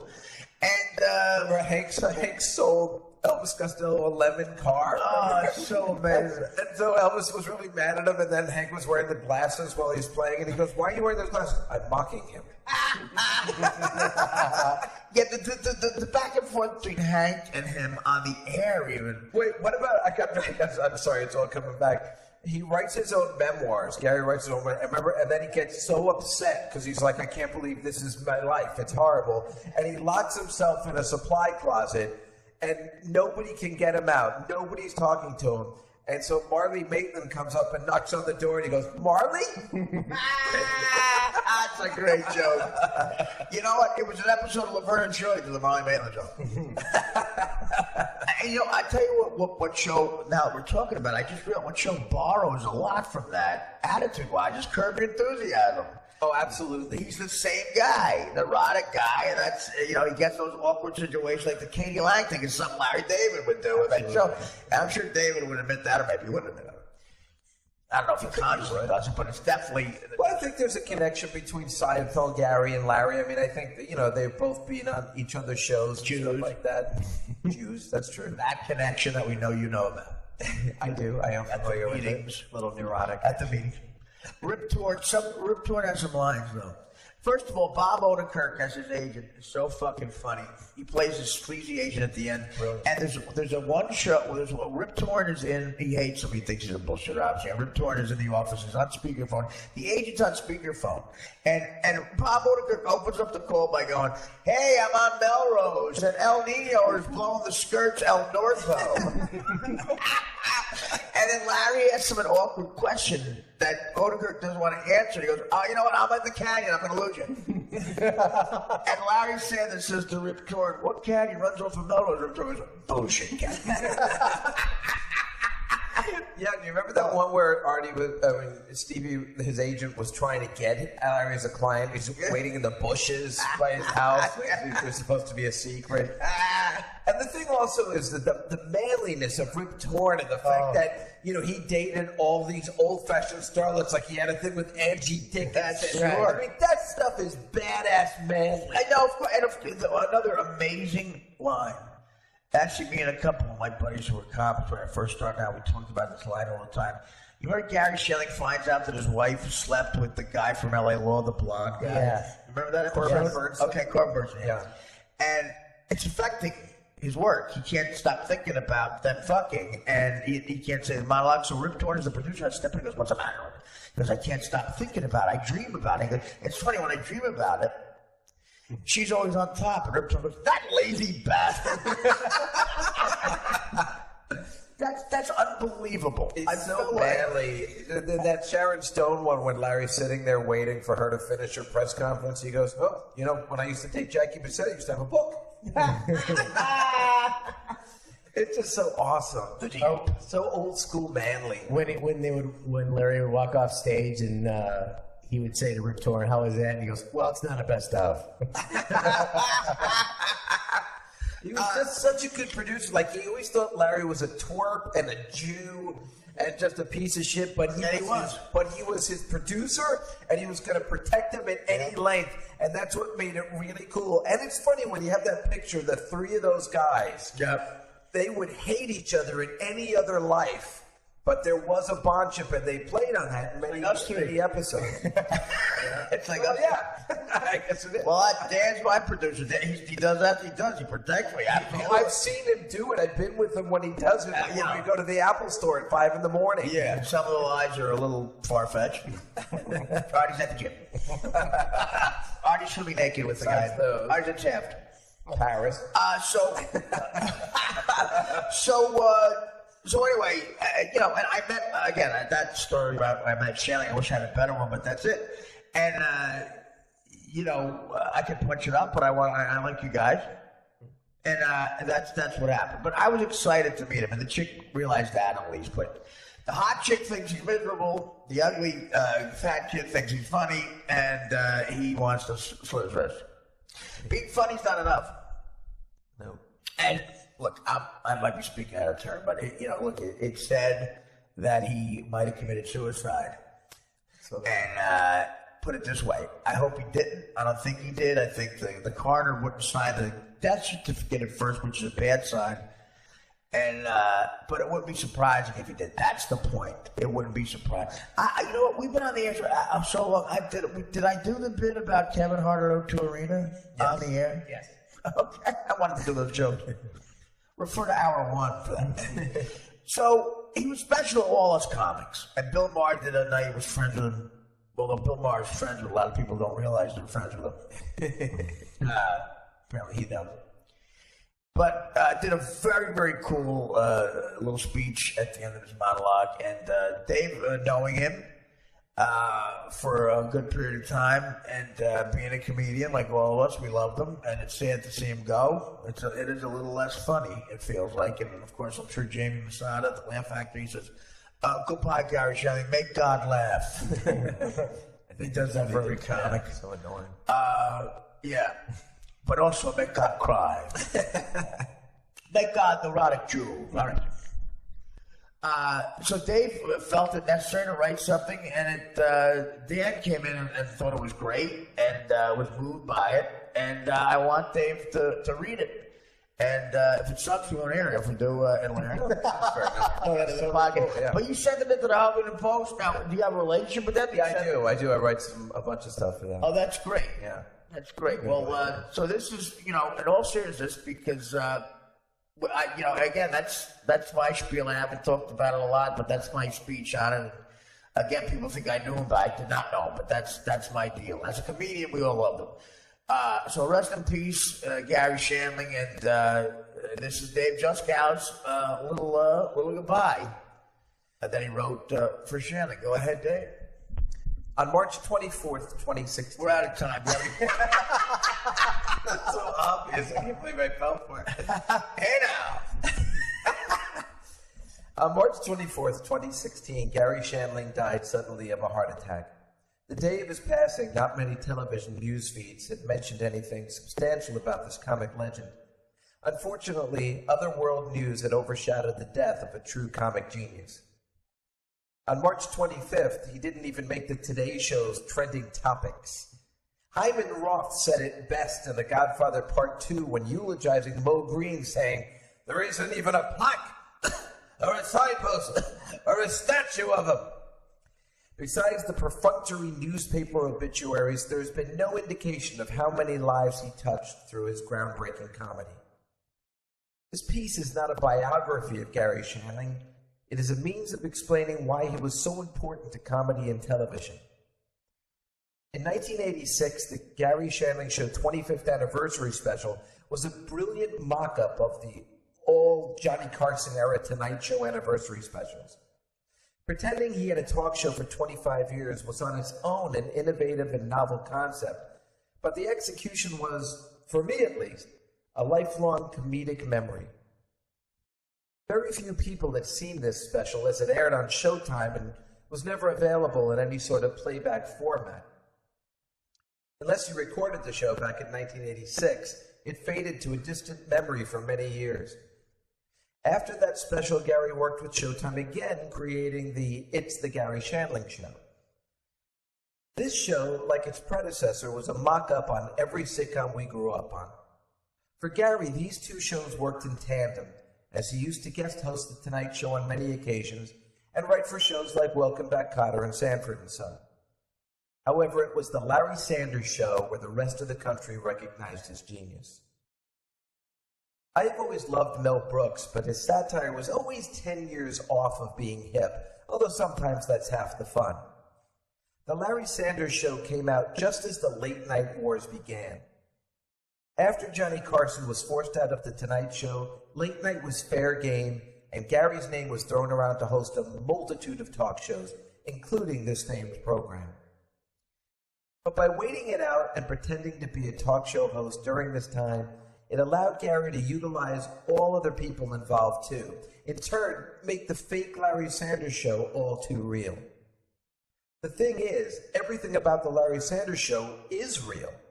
Anyone involved with late-night television will tell you it is the This Is Spinal Tap of talk shows. It even conquered the Daily Office show mockumentary before The Office came onto the scene. One particular episode, Out of the Loop, shows Larry feeling disconnected to his employees. He decides to have them override the managing partner, producer, or what have you, and come directly to him with their everyday problems. The repercussions are obvious, but the reveals at the end of the episode are more well-written than a full season of most network shows. On the flip side, one of my favorite episodes, and what some consider to be where the show truly came into its own, comes from Season 3 entitled The Mr. Sharon Stone Show. At the time this was written, Sharon Stone was the hottest actress in Hollywood. What makes it fascinating is the interest we all had in the idea of how a celebrity, especially a male celebrity, deals with and dates a female celebrity that's exponentially more famous. The episode, written by Gary himself with Peter Tolan, explains this quandary just as we outsiders might envision it, and as far as I have heard from insiders, completely accurately. One of the other nuances about Gary is the ability to make fun of yourself. In this particular Sharon Stone episode, Larry invites Sharon to a Bill Clinton fundraiser. Of course, it turns out Sharon is already invited on her own as she is sitting with Bill and Hillary, and Larry is seated at table 20. This is such an effect on Larry that he struggles to perform with Sharon in the bedroom until his own show comes on that night on the television. That's a tough thing for a man to admit or play, whether in character or not. But that realism and laugh-out-loud comedy mix is what made The Larry Sanders Show HBO's first bona fide hit. The Larry Sanders Show was adored and in many ways is almost a time capsule for the hottest celebrities of the day. I was fortunate in the fact that I got to spend time with Gary Shandling during this era. I was already a fan of The Larry Sanders Show when I met him. However, once he found out I was a huge fan of the elusive 25th anniversary special, he knew I was bigger than a bandwagon fan, which allowed him to loosen up, or as far as Gary Shandling can loosen up. There was no doubt he was a little quirky, but sometimes mad geniuses are like that. I remember going to the movies with him to see Wild Man Blues, which was a documentary about Woody Allen's Dixieland band tour. I'd never seen Gary so happy as he was laughing about how crazy Woody Allen looked up on the screen compared to himself. I got to go to the set of The Larry Sanders Show, which is the definition of the word surreal for me, and attend his legendary Sunday basketball games at his house. He would let me read Larry Sanders scripts that were what he thought in draft form, but were in my mind completely ready to put on film. As many comedians go, he never thought he or his material was good enough. I would encourage him, like I have with many of my comedy friends throughout the years, that don't seem to get their contribution to comedy or how they make people happy. I'll never forget when his movie What Planet Are You From came out, and he had called, and I told him I loved the film. The first words out of his mouth were, "I didn't direct it." What Planet Are You From certainly wasn't his best work, but it sure was a lot of fun. He was never going to be pleased, which is maybe what drives geniuses like Gary or Woody Allen. Incidentally, What Planet Are You From was directed by Mike Nichols. I couldn't love Gary anymore for trying to lay blame on the director of The Graduate and Who's Afraid of Virginia Woolf. Epic. This is a minute tribute to a great comedian and a television pioneer. The unfortunate world news took away what people needed to know about a great American comedy legend. Thank you, Dave. How can you read it in Spanish?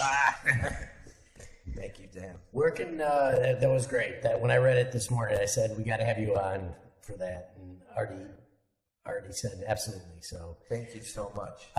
It makes me happy that I don't know that I got to meet him at all, or spend time with him. And like I said, the last time I met him in true Gary fashion was about 2 years ago.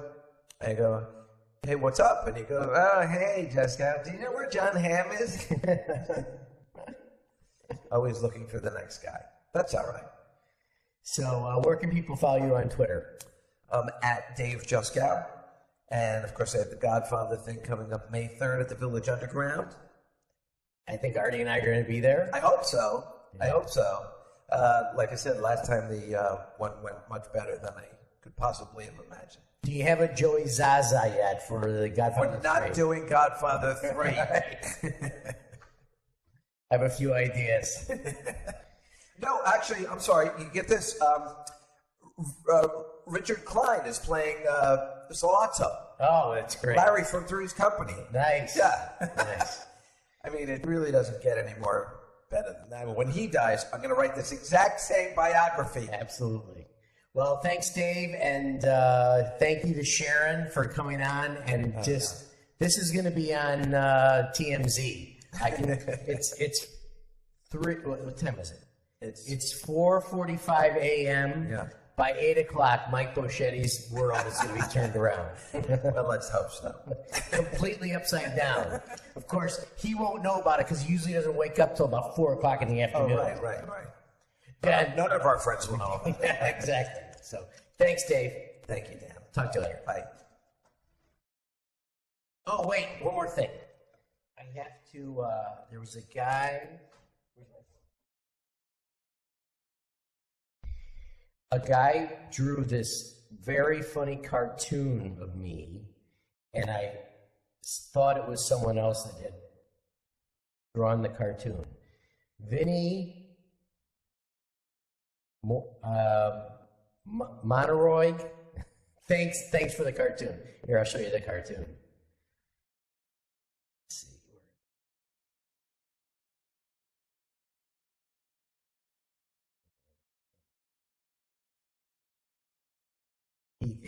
How did he draw it? Was he here? No, from Artie's description. Because my wife has Brussels griffons. Oh my God, that's really so funny. at one point we had 5, and then Artie says he's never seen my feet. Right. That's really cute. That's really so funny. yeah. So thank you. It was a. I think he could have drawn you a little thinner. Exactly. Thank you, Dave. Because I work out at the gym a lot. I wear their clothes. I forget. Talk to you later, Dave. Thanks. Bye.